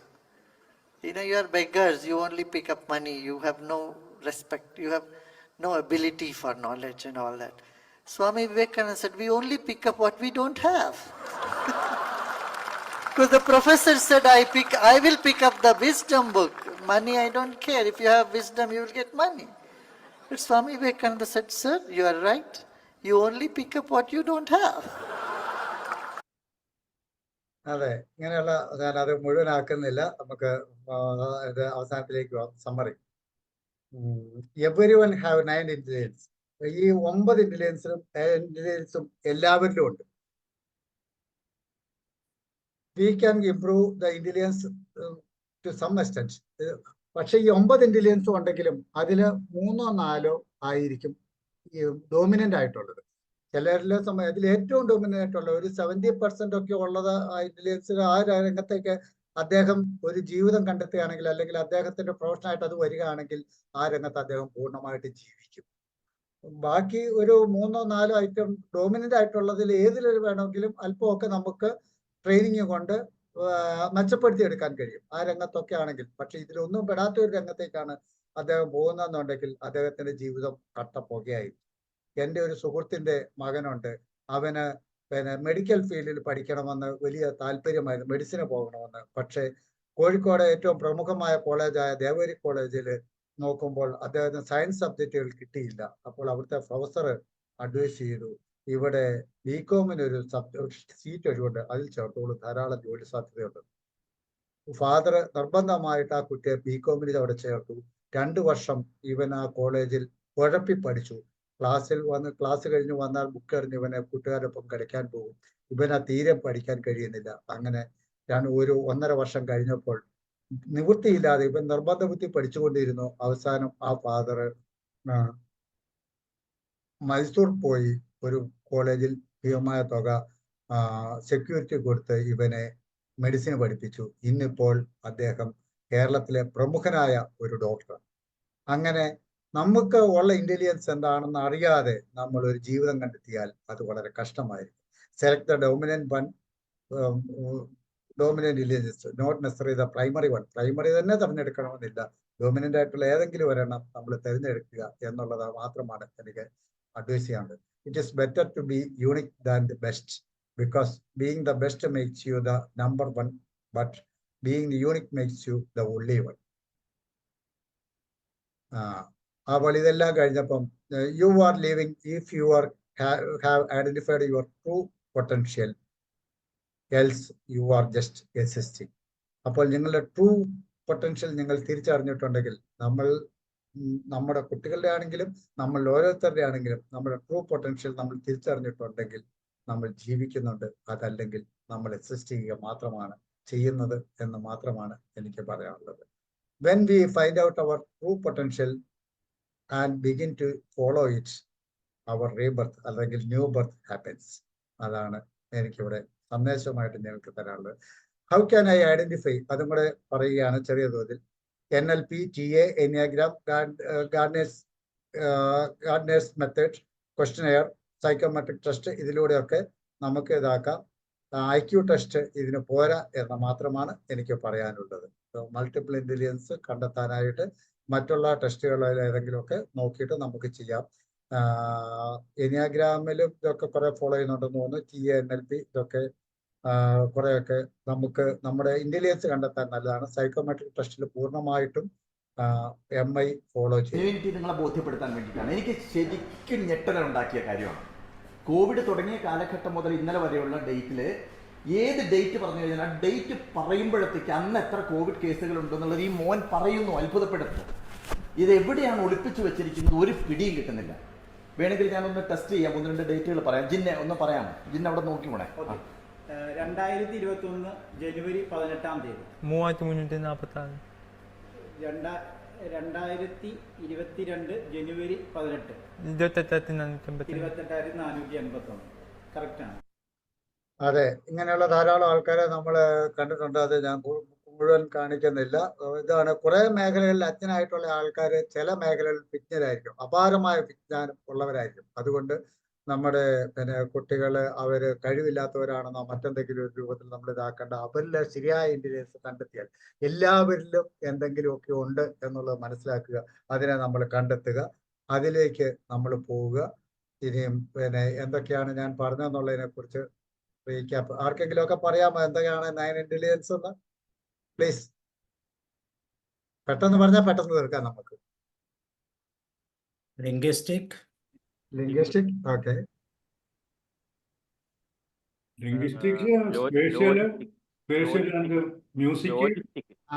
Logical, mathematic, musical, naturalistic, okay, very good. കൈനസ്റ്റിക്, okay. Interpersonal, intrapersonal, naturalistic, ഇതൊക്കെ assistance. Okay. എല്ലാം ഓർമ്മയുണ്ട് എല്ലാവർക്കും. അപ്പം എന്റെ class subject വിജയമായി എന്ന് ഞാൻ പ്രതീക്ഷിക്കുകയാണ്. അപ്പം എന്റെ പ്രസന്റേഷൻ അവിടെ തീരുന്നു. ഇനി ചെറിയൊരു കഥയും കൂടെ പറയട്ടെ. ഞങ്ങളുടെ കുടുംബത്തില് ഒരു ബന്ധു ഒരു ഇതുണ്ടായിരുന്നു. അല്പം സാമ്പത്തികമായിട്ട് അല്പം പിന്നോക്കാവസ്ഥയിലായിരുന്നു. ആ വീട്ടിൽ 3 പെൺകുട്ടികളായിരുന്നു ഉണ്ടായിരുന്നു. അതിൽ ഇളയ പെൺകുട്ടി പഠിക്കാൻ അല്പം പിന്നോട്ടാണ്. അതുകൊണ്ട് തന്നെ പഠിപ്പിക്കാനും ഇവർക്കുള്ള കഴിവില്ലാത്തത് കൊണ്ട് ഒരു ആന്റി, കുടുംബത്തിലുള്ള ഒരു ആന്റി അവരെ കൂട്ടിക്കൊണ്ടുപോയി ആന്റിയുടെ വീട്ടിൽ നിന്ന്. പക്ഷെ എല്ലാ കാലത്തും എല്ലാവരും കുടുംബത്തിലുള്ളവർ മുഴുവൻ ആ കുട്ടിയെ കുറിച്ച് പറഞ്ഞത് കഞ്ഞിക്കില്ല, എന്നാലും അവളുടെ അഹംഭാവം കണ്ടു. എപ്പോഴും നെയിൽ പോളിഷ് ഇട്ട് മുടിയും ചെയ്യുകയും സൗന്ദര്യം നോക്കി കണ്ണാടിയുടെ മുമ്പിൽ നിൽക്കും. അതാണ് അവളുടെ പ്രത്യേകത. ഇവളൊക്കെ എങ്ങനെ നന്നാവും എന്ന് പറഞ്ഞു. ഏതായാലും അങ്ങനെ ആ ചെറുപ്പം മുതൽ അതായിരുന്നു ആ കുട്ടിയുടെ പ്രത്യേകത. ഏതായാലും ആ കുട്ടിയെ എങ്ങനെയോ SLC ഒക്കെ കഴിഞ്ഞ് വിവാഹം കഴിച്ചയച്ചു. ഭർത്താവ് വലിയൊരു നിലയിലൊന്നും ഉള്ള ആളോ എന്തോ ഗൾഫിലോ മറ്റോ ഉള്ള ആളായിരുന്നു. ഏതാണേലും ഇവളുടെ ടേസ്റ്റ് കൊണ്ടായിരിക്കും 2 കുട്ടികളൊക്കെ ആയി കഴിഞ്ഞപ്പോൾ അവൾക്ക് ഓമശ്ശേരി അങ്ങാടിയിൽ ഒരു ചെറിയ ബ്യൂട്ടി പാർലർ ഇട്ടുകൊടുത്തു. അവിടെ നിന്ന് അവൾ അങ്ങോട്ട് കയറാൻ തുടങ്ങി. ഇപ്പോൾ താമരശ്ശേരിയിലെ 3-4 സ്ഥലത്ത്. കഴിഞ്ഞ ദിവസം അവൾ ഈ കൊച്ചിയിൽ വന്നിട്ടുണ്ടായിരുന്നു പറയുന്നത് കേട്ടു. ഇപ്പോഴും കോഴ്സുകൾ പഠിച്ചുകൊണ്ടിരിക്കുകയാണ്. ബ്യൂട്ടീഷ്യൻ രംഗത്ത് അവളുടെ അടുത്ത് പോയാൽ ഞങ്ങളുടെ കുടുംബത്തിലെ മുഴുവൻ ആൾക്കാരും ഇപ്പോൾ വിവാഹമോ മറ്റെന്തെങ്കിലും ഇതുണ്ടെങ്കിൽ ഇവളെ സമീപിച്ചു കഴിഞ്ഞാൽ ഏറ്റവും സുന്ദരമായിട്ട് അവിടുത്തെ ഏറ്റവും വലിയ ബ്യൂട്ടീഷ്യൻ വലിയ കോഴ്സുകൾ ചെയ്തിട്ടുള്ളവരൊക്കെ ചെയ്യുന്നതിനേക്കാൾ സുന്ദരമായിട്ട് ഒരുക്കാനും ഏറ്റവും നല്ല രൂപത്തിൽ അവൾക്ക് ആ തൃപ്തികരമായ രൂപത്തിൽ ആ ഒരു പ്രവൃത്തി ചെയ്യാനായിട്ട് കഴിയുന്ന ഒരു വ്യക്തിയായിട്ട് വളർന്നു വന്നിരിക്കുകയാണ്. അതുകൊണ്ട് എനിക്ക് പറയാനുള്ളത്, നമ്മളിൽ ഓരോരുത്തരും, നമ്മളുടെ ആണെങ്കിലും നമ്മുടെ കുട്ടികളുടെ ആണെങ്കിലും എന്താണ് നമ്മുടെ ഇന്റലിജൻസ് എന്നുള്ളത് തിരിച്ചറിയുക. ഓരോ കുട്ടികളുടെയും അവരുടെ പ്രവൃത്തികളെ നോക്കി ഇന്റലിജൻസ് തിരിച്ചറിയുക. അതിന് ഏജ് ലിമിറ്റ് ഒന്നും ഇല്ല കേട്ടോ. ഏതു പ്രായത്തിൽ, നമുക്ക് ഈ പ്രായത്തിലും നമുക്ക് നമ്മുടെ ഇന്റലിജൻസ് തിരിച്ചറിഞ്ഞിട്ടുണ്ടെങ്കിൽ നമ്മൾ ഒരു ജോലി നിർബന്ധിതമായിട്ട് ചെയ്തു പോന്നിട്ടുണ്ടാവും. അതൊക്കെ കഴിഞ്ഞപ്പോൾ ഇനി നമ്മുടെ ഇന്റലിജൻസ് ചിലപ്പോൾ ട്രെയിനിങ് രംഗത്തേക്ക് ഒത്തിരി ആൾക്കാർ വന്നിട്ട് പറയുന്നുണ്ട് എനിക്ക് ഈ രംഗത്താണ്, ഇതാണ് എൻ്റെ ഫീൽഡ്. അതുപോലെ തിരിച്ചറിഞ്ഞിട്ട് CA പഠിക്കാൻ പോകുന്നവര്, LLBക്ക് പഠിക്കാൻ പോകുന്നവരൊക്കെ ധാരാളമുണ്ട്. അങ്ങനെ തിരിച്ചറിഞ്ഞിട്ട് ഏത് പ്രായത്തിലും നമ്മുടെ യഥാർത്ഥ ഇന്റലിജൻസ് നമ്മൾ തിരിച്ചറിയുമ്പോൾ നമുക്ക് പുനർജന്മം ഉണ്ടാവുകയാണ്. അങ്ങനെ നിങ്ങൾക്ക് ഓരോരുത്തർക്കും പുനർജന്മം ഉണ്ടാകാൻ പലർക്കും കഴിഞ്ഞിട്ടുണ്ടാവും. ഇനി ആരെങ്കിലും സാധിക്കാത്തവരുണ്ടെങ്കിൽ ഉണ്ടാവാനും, അതുപോലെ നമ്മുടെ കുട്ടികളുടെ, നമ്മുടെ സമൂഹത്തിലുള്ള ആൾക്കാരോ ജീവിക്കാൻ ഇടയാകാതിരിക്കട്ടെ. അതിന് നിങ്ങൾക്ക് ഓരോരുത്തർക്കും ഇടപെടാൻ കഴിയുമാറാകട്ടെ എന്ന് മാത്രം ആശംസിച്ചുകൊണ്ട് ഞാൻ നിർത്തുന്നു. നന്ദി, നമസ്കാരം. Thank you sir. Thanks sir. Thank you sir, thank you very much. തീർച്ചയായിട്ടും വളരെ പ്രായോഗികമായി നമ്മുടെ ലൈഫിനെ മുന്നോട്ട് കൊണ്ടുപോകാൻ, ഇപ്പം നമ്മൾ പറയില്ല ആൻറ്റി ഏജിങ് എന്നൊക്കെ പറയുന്ന തലത്തിൽ നിന്നുകൊണ്ട് പ്രായം വെറും നമ്പറാണെന്ന് പറയാൻ തക്ക വിധത്തിൽ മുന്നോട്ട് പോകാൻ നമ്മളൊരു പാഷൻ കണ്ടെത്തണം. അപ്പോൾ ഇനി നമ്മൾ ഡിസ്കഷൻ നടക്കുമ്പോൾ തീർച്ചയായിട്ടും നിങ്ങളിലുള്ള പാഷൻ, നമ്മുടെ ജോലിയെക്കുറിച്ച് നമ്മൾ ചിന്തിക്കുന്നില്ല, ജോലിക്ക് ശേഷം വ്യത്യസ്തമായി നമ്മൾ എന്ത് പ്രോസസ്സിലൂടെയാണ് ഇപ്പോൾ മുന്നോട്ട് പോയിക്കൊണ്ടിരിക്കുന്നത്, അത് നമ്മുടെ മൾട്ടിപ്പിൾ ഇൻ്റലിജൻസിൻ്റെ ഒരു പാർട്ടാണോ, അതിലേത് തരത്തിലാണ് എന്ന് നിങ്ങൾക്ക് ചിന്തിച്ച് പറയാൻ പറ്റുമെങ്കിൽ തീർച്ചയായിട്ടും ടോമി സാറിൻ്റെ ക്ലാസ്സിൻ്റെ ഇഫക്റ്റീവ്നെസ് വളരെ കൂടും. അപ്പോൾ അങ്ങനെ ഒരു പ്രോസസ്സിലേക്ക് നമുക്ക് പോകാം. എനിക്ക് ടോം സാറിനും തുടങ്ങാം. തോമസ് സാർ സ്റ്റാർട്ട് ചെയ്യും. അൺമ്യൂട്ട് ചെയ്യും. Okay, sir. Thank you for giving me this unique opportunity. ഞാൻ അങ്ങനെയല്ല, അധ്യാപകനായിട്ട് റിട്ടയർ ചെയ്ത ആളാണ്. ഇപ്പോൾ കൃഷിയിലാണ് ശ്രദ്ധിക്കുന്നത്. സൈക്കോളജി പഠിക്കുന്നുണ്ട് റിട്ടയർ ചെയ്ത ശേഷം. ഒരു PG ഞാൻ സിംഗാനിയ യൂണിവേഴ്സിറ്റിയിൽ നിന്ന് എടുത്തു, കൗൺസിലിംഗ് സൈക്കോളജിയിൽ. ഇപ്പോൾ മറ്റേ നമ്മുടെ ഇന്ദിരാഗാന്ധി നാഷണൽ ഓപ്പൺ യൂണിവേഴ്സിറ്റിയിൽ നിന്ന് ഒരു ഡിഗ്രി കൂടെ PG കൂടെ എടുക്കാൻ വേണ്ടി എൻ്റെ ഫസ്റ്റ് ഇയർ എല്ലാം കഴിഞ്ഞ് സെക്കൻഡ് ഇയറിൻ്റെ പരീക്ഷ ഒരു 3 പേപ്പറും കൂടെ എഴുതിയാൽ മതി. പ്രാക്ടിക്കലൊക്കെ കഴിഞ്ഞു. അത് ഡിസംബർ 17, 19, 27 ഈ 3 ദിവസങ്ങളിലാണ്. അപ്പോൾ അത് ചെയ്തുകൊണ്ടിരിക്കുന്നു. ഇപ്പോൾ ഏതാ കൃത്യമെന്നൊന്നും അറിയത്തില്ല. ഇതിലൊന്നിലും എനിക്ക് വലിയ കഴിവില്ലാത്ത മാതിരി എനിക്ക് തോന്നുന്നു. കുറേശ്ശെ എല്ലാത്തിലും ഉണ്ട്. ഒരു ഏത് ജോലിയാണേലും എനിക്ക് ചെയ്യാൻ പറ്റും, സംഗീതം ഒഴിച്ച്. സംഗീതവും ചിത്രം വരെയൊന്നും അത്ര വഴങ്ങുകയില്ല. അല്ലാത്ത ഏതും ഞാൻ ഒരുമാതിരിയൊക്കെ ചെയ്യും. എന്നാൽ വലിയൊരു ഇൻ്റലിജൻസ് ഒന്നിലും ഇല്ല. പല കാര്യങ്ങളിൽ ഇങ്ങനെ ചെതറിക്കിടക്കുകയാണ്. അങ്ങനെയാണ് എൻ്റെ ഒരു അവസ്ഥ ഉള്ളത്. ഇതിനെക്കുറിച്ച് ഞാൻ കേട്ടിട്ടുണ്ട്. ഈ സൈക്കോളജി പഠിച്ചപ്പോൾ ഹോവാർഡ് ഗാർഡനെ കുറിച്ചും മൾട്ടിപ്പിൾ ഇൻ്റലിജൻസിനെ കുറിച്ചും ഒക്കെ ഞാൻ പഠിച്ചിട്ടുണ്ട്. പക്ഷേ ഈ 9th ആയിട്ടുള്ള 9ാമത്തെ ആയിട്ടുള്ള എക്സിസ്റ്റൻഷ്യലിസ്റ്റും ഞാൻ ആദ്യമായിട്ട് കേൾക്കുകയാണ്. ഈ ടെക്സ്റ്റ് ബുക്കിൽ നിന്ന് ഞാൻ പഠിച്ചിട്ടുള്ളൂ. ഈ ഒറിജിനൽ ഫ്രെയിം ഓഫ് മൈൻഡ് എന്ന് പറയുന്ന പുസ്തകം ഞാൻ വായിച്ചിട്ടില്ല.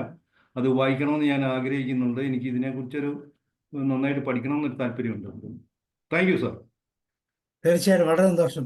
നമുക്ക് നാട്ടിൽ വരുമ്പോൾ ഞാൻ വിളിക്കാം. സാറിന് നമ്പർ നാട്ടിൽ വരുമ്പോൾ ഞാൻ വിളിക്കാം. ഓക്കെ, ഞാൻ കൃഷി ചെയ്യുന്നുണ്ട്. കപ്പയെല്ലാം പന്നി കൊണ്ടുപോകുന്നുണ്ട്. ഇപ്പൊ നമുക്ക് കാണാം സാറേ, നേരിട്ട് കാണാം. Thank you.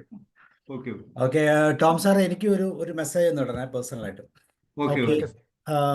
അപ്പോൾ തീർച്ചയായിട്ടും അത് തന്നെയാണ് നമ്മൾ മനസ്സിലാക്കുക. നമ്മുടെ ജോലിയിൽ നിന്ന് വിരമിച്ചതിന് ശേഷം നമ്മൾ എങ്ങനെ നമ്മളെ ചേഞ്ച് ചെയ്തു, ഇതാണ്. അത് പൂർണ്ണമാക്കിയോ എന്നൊന്നും ചോദ്യമില്ല. പക്ഷെ അത് ആ ഒരു ചേഞ്ച് അവിടെ കൃത്യമായിട്ട് കാണാം. ഓക്കെ, ദെൻ മോഹൻദാസ് സർ പറയൂ.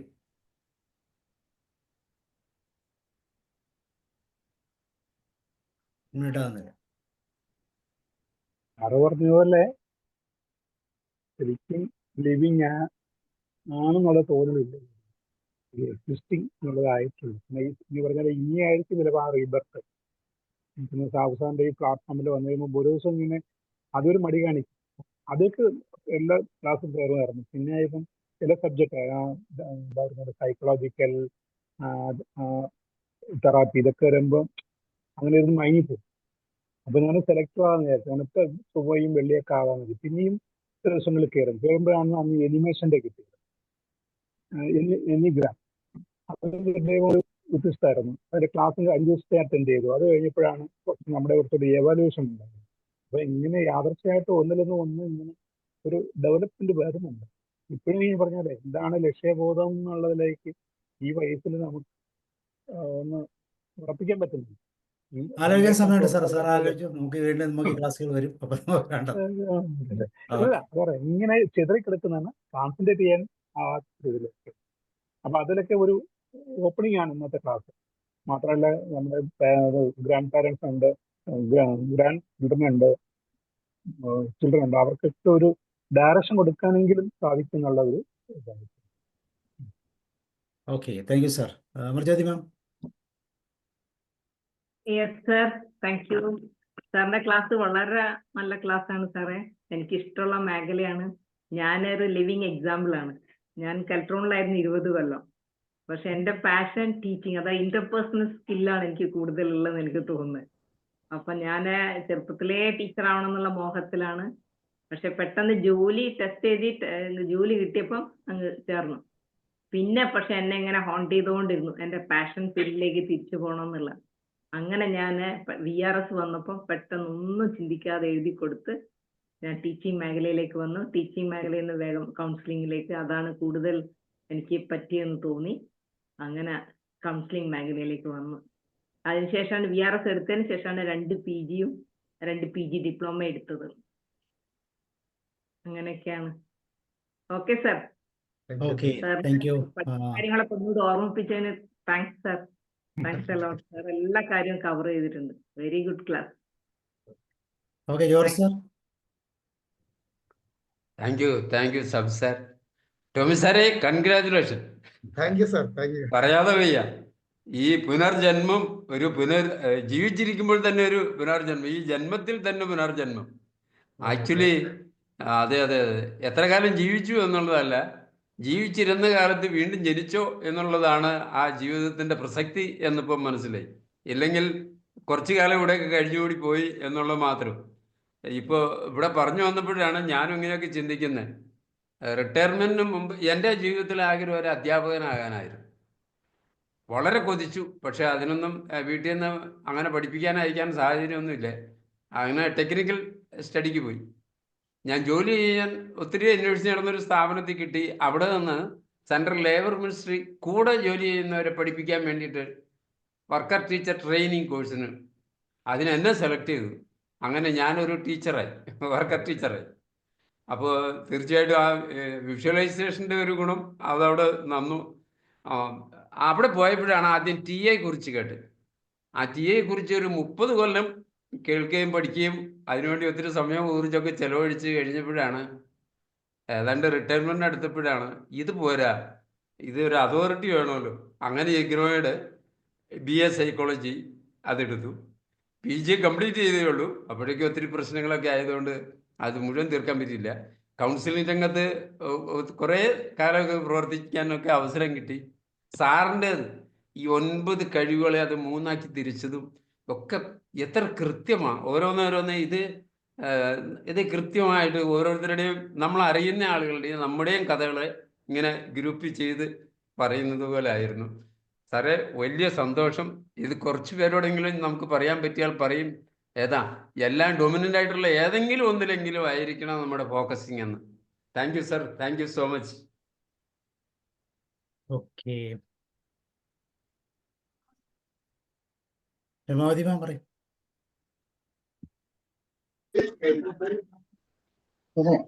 എംപ്ലോയ്മെന്റ് ഓഫീസറായിട്ടാണ് വിരമിച്ചത്. അതിനുശേഷം മനസ്സിലുള്ള ഓരോ മോഹങ്ങളും അത് പുറത്തേക്ക് എടുക്കുകയായിരുന്നു. 2015 പേരക്കുട്ടികൾ ഇവിടെ വരുമ്പോ ഇവിടെയുള്ള ഒരു മെജീഷ്യൻ ഉണ്ട്, അവിടെ പോയിട്ട് കുറച്ച് മാജിക് പഠിച്ചു. ചെറിയ വേദികളിലൊക്കെ അത് കാണിക്കാറുണ്ട്. അത് കഴിഞ്ഞിട്ട് ഒരു കൊല്ലം യോഗ പഠിച്ചു. യോഗ ടീച്ചറായി, ഡിപ്ലോമ ഇൻ യോഗ ടീച്ചർ. അത് കഴിഞ്ഞിട്ട് DHC ഡിപ്ലോമ ഇൻ അക്യുപ്രഷർ അത് പറഞ്ഞു. അത് കഴിഞ്ഞിട്ടാണ് സിനിമാ രംഗത്ത് വളരെ താല്പര്യമുള്ള ഒരു സംഗതി. 2-3 മൂവി, 2 ഷോർട്ട് ഫിലിം, 2 പാട്ട് ആൽബം, ഇതൊക്കെ ചെയ്തു. പിന്നെ ഇപ്പൊ കൺസലേഷൻ ഓഫീസറാണ് കാസർഗോഡിന്റെ. ആദ്യം ഒരു കേസ് തന്നിരുന്നു, അത് ഡീൽ ചെയ്തിരുന്നു. അങ്ങനെ ഒരു കഥ, ചെറിയൊരു കഥ സാബു സാറിന്റെ പ്ലാറ്റ്ഫോമിൽ പറഞ്ഞു. ഒരു ലേഖനം എഴുതിയിട്ട് 3-ാം സ്ഥാനം കിട്ടി. അങ്ങനെ ഓരോന്നും നോക്കിക്കൊണ്ടിരിക്കുകയാണ്. ജോർജ് സാറ് പറഞ്ഞ പോലെ അത് ഒന്നിലേക്ക് ഫോക്കസ് ചെയ്യാൻ എനിക്ക് പറ്റുന്നില്ല സാറേ. Thank you sir. ശരിയായത് കണ്ടുപിടിച്ചാൽ മതി, സുഖമായിട്ട് നടക്കും. Okay, thank U. വേറെ ആരാ പറയുന്നേ? രത്ന മാം, സ്നേഹലത മാം, ഉഷാകുമാരി മാം, സുനിത രാജ്, ആർക്കെല്ലാം അഡ്മിറ്റ് ചെയ്യാമോ, പറയാമോ?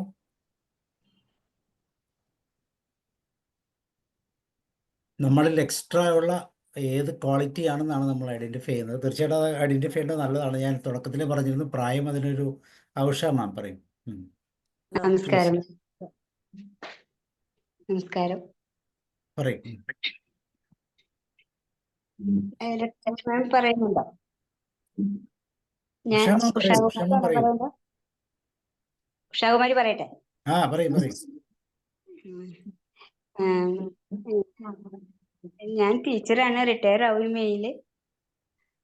റിട്ടയർ ആയതിനു ശേഷം എനിക്ക് കൃഷി ഇഷ്ടമാണ്. പിന്നെ സൈക്കിളൊക്കെ ചവിട്ടാൻ ഇഷ്ടമാണ്. ഡ്രൈവിംഗ് പഠിച്ചിട്ടുണ്ട്, പക്ഷെ അധികം നന്നായിട്ടൊന്നും ഓടിപ്പിക്കാറില്ല. അതൊക്കെ ഒന്ന് ശരിയാക്കണം. അങ്ങനെ കുറച്ച്, പിന്നെ ഈ പറഞ്ഞ പോലെ ഏതെങ്കിലും ഒരു PG ചെയ്യണം. സൈക്കോളജി MA ഹിസ്റ്ററി ഉണ്ട് എനിക്ക്. ഞാനിപ്പോ അത് കഴിഞ്ഞ ഒരു PG ചെയ്യണമെന്ന് ആഗ്രഹമുണ്ട്. നടക്കുമെന്ന് അറിയില്ല. ഇതൊക്കെയാണ് ആഗ്രഹങ്ങൾ സർ. ഓക്കെ. പക്ഷെ നിങ്ങളുടെ എല്ലാ കഥകളും ഭയങ്കര മോട്ടിവേറ്റഡ് ആണ്. ഓരോരുത്തർ എത്രയോ കാര്യങ്ങൾ ചെയ്തത് റിട്ടയർ ആയതിനു ശേഷം. Okay sir. ഞാൻ ഈ ക്ലാസ് ലാസ്റ്റാ കേട്ടത്, മുന്നേ കേൾക്കാനായിട്ട് തിരക്കായിരുന്നു ഇവിടെ. Okay, thank U. റെക്കോർഡിംഗ് നോക്കിയാൽ മതി, കാണാം. ഓക്കെ. ഓക്കെ, ദെൻ രത്നം മാം, സ്നേഹലത മാം, ആരാണ് ഒരാൾ? യെസ്, രത്നം മാം പറയും. സാറേ, ഞാൻ എൻ്റെ ഫാമിലി മുഴുവൻ ഗവൺമെൻറ് ഉദ്യോഗസ്ഥരാണ്. ഞാൻ SLC ഫെയിലായിരുന്നു 2 മാർക്കിന്. അപ്പോൾ എത്രയായാലും ഫെയിലായിരുന്നു. അപ്പോൾ ഒന്നിനും പറ്റില്ല, മാരേജ് ചെയ്ത് കൊടുത്താൽ മതി എന്നൊക്കെ തീരുമാനമായി. അപ്പോൾ എനിക്കത് പോരാന്നൊരിതും, കുറച്ചെങ്കിലും അവനാൻ ജീവിക്കാനെങ്കിലും ഒരു ഇതുമ്പൊക്കെ ഉണ്ടാക്കണം എന്നുള്ളൊരു വാശി. അങ്ങനെ ഞാൻ തയ്യലൊക്കെ പഠിച്ച് ഇപ്പം അതിൻ്റെതായിട്ട് ഒരു 37 തൊഴിലുകളൊക്കെ അറിയാം. പിന്നെ ഇംഗ്ലീഷ് ഇപ്പം ഒന്ന് പഠിക്കാൻ തുടങ്ങി 1 കൊല്ലമായിട്ട്. പിന്നെ കന്നഡ പഠിച്ചു കുറേ. അവിടെ ആയിരുന്നു 3 വർഷം, അതൊക്കെ പഠിച്ചു. ഇപ്പോൾ നല്ല സാറ്റിസ്ഫാക്ഷൻ ഉണ്ട് മനസ്സിന്. അല്ല, എനിക്കും ചിലതൊക്കെ പറ്റുന്നൊരു ആത്മധൈര്യം വരുന്നുണ്ട് ഒന്നിനും. അപ്പോൾ പഠിപ്പിച്ച കുട്ടികൾ തന്നെ ഇപ്പം 10,000 കഴിഞ്ഞു. ഇപ്പോൾ ഫാഷൻ ഡിസൈനിങ് അപ്പോൾ ഒരു സംതൃപ്തി ഉണ്ട്. ഇതാണ് എൻ്റെ പാഷൻ എന്നൊക്കെ മനസ്സിലായി. Very good, very good. Exactly. ഇനിയിപ്പോൾ ഡിഗ്രി എടുക്കണോ നോക്കുന്നുണ്ട് ഞാൻ. വണ്ടർഫുൾ. കുട്ടികളെ പഠിപ്പിക്കുകയാണോ? ഫാഷൻ ടെക്നോളജി ആണോ പഠിപ്പിക്കുന്നത്? അതെ, ഫാഷൻ ഡിസൈനിങ്. ഫാഷൻ ഡിസൈനിങ് എല്ലതും ഉണ്ട്. സോപ്പ്, കൊട, പ്രിന്റിങ്, പെയിന്റിങ് ഒക്കെ ഉണ്ട്. അങ്ങനത്തെ തൊഴിലുകൾ മുഴുവൻ ഉണ്ട്. ബ്യൂട്ടീഷ്യനാണ്. കർണാടകയിലാണ്, കേരളത്തിലല്ല അല്ലേ? ഇപ്പം കേരളത്തിലെത്തി. ട്രാൻസ്ഫർ ആയി മോക്ക്. കോഴിക്കോട്. ബ്യൂട്ടീഷ്യനാണ്. ഇതൊക്കെ ഫംഗ്ഷനൊക്കെ പോകാനുണ്ട്, marriage. Madam multi talented personality. അങ്ങനെ ആവണം എന്നൊരു വാശിയാ എനിക്കും, വേണം കുറച്ചൊക്കെ എന്നുള്ള. ഒട്ടും കുറയ്ക്കണ്ട, വീണ്ടും വാശി പിടിക്കും അല്ലേ? ഇപ്പം പറഞ്ഞു തുടങ്ങി, എല്ലാവർക്കും എന്നെ കൊണ്ട് ആവശ്യമാണ്. ഞങ്ങളെല്ലാരും മാമിന്റെ പിന്നിലുണ്ട്. അതൊക്കെയാ. അല്ല, ഞാൻ തന്നെ മതി, എനിക്കൊന്നും ബോധ്യായിപ്പോ.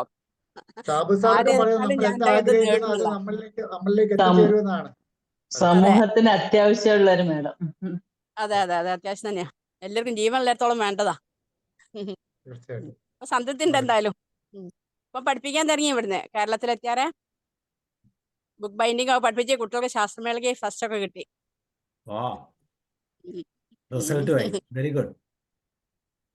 ക്ലാസ് നന്നായിരുന്നു.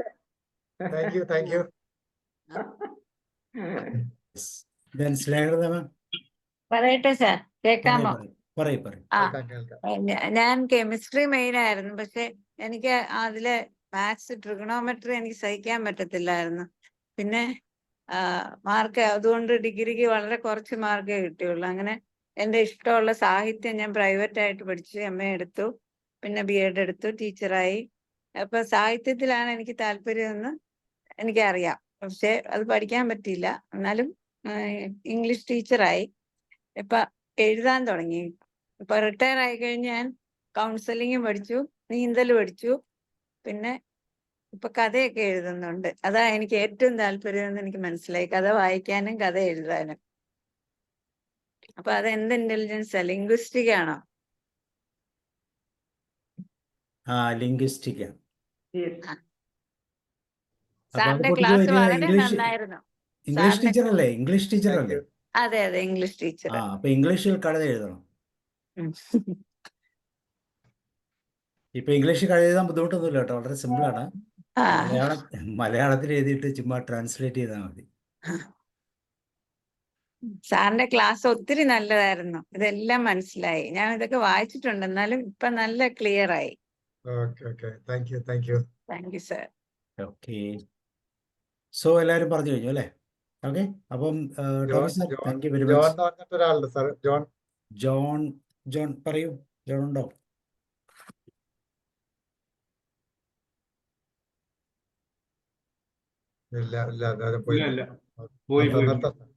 Okay. So thank you Tomy sir. Sir കുറച്ച് നേരം സ്വന്തമായിട്ട് എടുത്തെങ്കിലും സംഗതി അടിപൊളി. ഞാൻ ഒറ്റയ്ക്ക് കുറെ നേരം ഞാൻ നിങ്ങളെല്ലാം കേൾക്കുന്നുണ്ടെന്ന് വിചാരിച്ചാൽ ഇങ്ങനെ ക്ലാസ് ഇല്ല, എടുത്തുകൊണ്ടേ ഞങ്ങളൊരു ഡിസ്കഷൻ നടത്തി, ഞങ്ങളൊരു കോമൺ ഡിസ്കഷൻ നടത്തി. സാറ് നിന്ന ടോപ്പിക്കിൽ നിന്ന് ഞങ്ങൾ കുറച്ച് കാര്യങ്ങളൊക്കെ പറഞ്ഞു. എന്നിട്ടും വരാത്തതുകൊണ്ടാണ് ഞാൻ സാറിനെ ഒന്ന് വിളിച്ചത്. അപ്പോൾ സാർ പറഞ്ഞു ഒരു കുഴപ്പമില്ല, കറക്റ്റായിട്ട് തീർക്കാന്ന് പറഞ്ഞു. അപ്പൊ അപ്പോൾ ഞാനിത് കേൾക്കുന്നില്ല, എന്നിട്ട് എനിക്ക് മനസ്സിലായില്ല എനിക്കത് കേട്ടോ. കാണത്തില്ല. അപ്പൊ ഞാൻ സാറ് വിളിക്കുന്നത് സ്പീഡാക്കാനാണെന്ന് വിചാരിച്ചു ഞാൻ പിന്നെ സ്പീഡാക്കി. സാറേ ഇവിടെ ഒരു 2 വീലറിൽ പോകുമ്പോ ഭാര്യ എന്തോ മേടിക്കാൻ വേണ്ടിട്ട് ഇറങ്ങിയിട്ടാകുമ്പോ അത് അവര് കേറിയെന്ന് വെച്ചിട്ട് 2 വീലർ ഓടിച്ചോണ്ടാകുമ്പോ അയാൾ എന്തെല്ലാം പറഞ്ഞു. അല്ല, അത് സൂമില് സംഭവിക്കുന്നതാ. എനിക്കും പറ്റിയിട്ടുണ്ട്. അതാ പെട്ടെന്ന് എനിക്ക് ഫീൽ ചെയ്തത്. കാരണം നമ്മൾ ഒരിക്കലും ഇത് കട്ടായി പോകുന്നത് ശ്രദ്ധിക്കത്തില്ല. നമ്മുടെ ക്ലാസ്സിന്റെ ആ താല്പര്യം, പ്രത്യേകിച്ച് നമ്മുടെ വിൻഡോ മാത്രം ഇട്ടിട്ടൊക്കെ ആയിരിക്കും ക്ലാസ് എടുക്കുന്നത്. നമ്മുടെ വിൻഡോ മാത്രമായിരിക്കും ഇടുന്നത്. ആ സമയത്ത് നമ്മള് ടൂ വീലർ കേറാൻ പോയതല്ല, വഴിക്കൊന്ന് 2 വീലർ എന്ന് താഴെ പോയതാ, അത് അറിയാണ്ട് പോയതാ. ശരി. അല്ല, 2 ഫലത്തിലൊന്നാണ് എന്ന് പറഞ്ഞാലാണ് ഇപ്പൊ ഞാൻ വഴിക്കുന്ന ചാടിപ്പോയ ആളെ ഞാൻ കണ്ടില്ല. ഞാൻ വണ്ടി ഓടിച്ചുകൊണ്ടേയിരുന്നു. നമ്മുടെ പുല്ലുരാമ്പാറ ഒരു സാർ ഉണ്ടായിരുന്നു. അദ്ദേഹം തിരുവമ്പാടിക്ക് വന്നപ്പം വീട്ടിൽ നിന്ന് പുറപ്പെടുമ്പോ വൈഫ് വണ്ടിയുടെ പുറകിലുണ്ടായിരുന്നു. തിരുവമ്പാടി എത്തി നോക്കുമ്പോ ഇല്ല. അത് ശരി. അങ്ങനെ ഞാനും സ്വന്തം കുറെ ഡ്രൈവ് ചെയ്തു. കുഴപ്പമില്ല, 1-ാം തരം ക്ലാസ് ആയിരുന്നു കേട്ടോ. അത് ഞാൻ പറയാൻ വിട്ടുപോയി, sorry. Thank you sir, thank U, thank you. Okay sir ആദ്യം നല്ല കഥകളൊക്കെ പറഞ്ഞത് വളരെ നന്നായിട്ടുണ്ട്. കാരണം ആ താല്പര്യം കൊണ്ട് അവര് ചെയ്യുന്ന കാര്യങ്ങളെ നല്ല ക്ലാസ് ആണ് സാർ, നല്ല ക്ലാസ് ആണ്. ഓക്കെ സാർ, അപ്പൊ നമുക്ക് അതിന്റെ ചെയ്യാം. Thank you. നാളെ നമുക്ക് തിരുക്കുറലാണ് മോഹൻദാസ് സാറിന്റെ പുതിയ എന്താ പറയുന്നത് ഇന്റലിജൻസ് വരുന്ന വഴിയാണ് തിരുക്കുറൾ അല്ലേ. 1330 ശ്ലോകങ്ങളുണ്ട്. അത് നമ്മൾ ഇങ്ങനെ ഡെവലപ്പ് ചെയ്തുകൊണ്ടിരിക്കുകയാണ്. അതിൻ്റെ കൂടെ കുറച്ച് പേര് കൂടിയിട്ടുണ്ട് ഇപ്പോൾ. അപ്പോൾ അത് കൂടുതൽ മനോഹരമായിട്ട് വരുന്നു. അപ്പോൾ നാളെ ദിവസം തിരുക്കുറലാണ്, 24-ാമത്തെ അധ്യായം. നമുക്ക് കാണാം. Okay, see you. Tom sir free ആണെങ്കിൽ കയറൂ കേട്ടോ. ഓക്കെ സാർ, ഞാനൊരു 8 മണിക്കൊരു ക്ലാസ്. അതുപോലെ സാറിന്റെ സൈക്കോളജി ടോപ്പിക്കുകൾ തീർച്ചയായിട്ടും ഇവിടെ ക്ലാസ്സുകൾ എടുക്കാം. ഏത് ടോപ്പിക് എടുക്കുമെന്ന് പറഞ്ഞാൽ മതി. അത് ഓരോന്നോരോന്നും തരാം സാറേ. സാറേ ഞാൻ ടോം സാറിനോടാ പറയുന്നത്. ക്ലാസ് എടുക്കാൻ നോക്കാം സാറേ. ഞാനിങ്ങനെ PPT ഒന്നും തയ്യാറാക്കി വെച്ചിട്ടില്ല. ഞാൻ കൂടുതൽ ശ്രദ്ധിക്കുന്ന കൃഷിയിലാണ്. കൃഷി പകൽ സമയത്തല്ലേ സാർ? രാത്രി സമയം നമുക്ക് ഇതെടുക്കാം. പകൽ കൃഷി ചെയ്ത് കഴിഞ്ഞാൽ രാത്രി കംപ്ലീറ്റ് ഉറക്കമാ. സത്യം. അപ്പൊ ഹാർഡ് വർക്കാണ്, അതത്ര നല്ലതല്ല അല്ലേ സാർ? അല്ലല്ല, അതൊരു ഭാഗ്യമാണ് സാറേ, നന്നായിട്ട് ഉറങ്ങാൻ കഴിയുന്നത്. അതെ അതെ, തീർച്ചയായും. ആയിക്കോട്ടെ, ഞാൻ നോക്കാം സാറേ. സാർ വിളിക്കും. കാരണം അതൊക്കെ എല്ലാ ഹെൽപ്പും തരാം. കാരണം മറ്റൊന്നുമല്ല, നമ്മൾ പഠിച്ചിട്ട് കാര്യമില്ല, പഠിക്കുന്നത് കൊടുത്താലേ പ്രയോജനമുള്ളൂ. നോക്കാം. ഞാൻ അതിന്റെ ഒരു ഫോർമാറ്റ് ഒക്കെ ഉണ്ടാക്കി എടുക്കണ്ടേ. അങ്ങനെ ഞാൻ അതിനെ കുറിച്ച് ആലോചിച്ചിട്ടില്ല. ചെയ്യാൻ ബുദ്ധിമുട്ടൊന്നുമില്ല. ഞാൻ ദീർഘകാല അധ്യാപകനായിരുന്നു. അതുകൊണ്ട് ക്ലാസ് എടുക്കുന്നതിനൊന്നും ബുദ്ധിമുട്ടൊന്നും ഉണ്ടായിട്ടല്ല. ഇങ്ങനെ എടുക്കാനുള്ള ഒരു അതിനുള്ള വേദിയാണിത്. നമ്മുടെ ഇന്റലിജൻസ് അപ്ലൈ ചെയ്യാനുള്ള വേദിയാണിത്. അത് ഉപയോഗിച്ചോളൂ. ശരി, okay, thank U. Thank you, Good night. Good night. Good night, sir. Good night.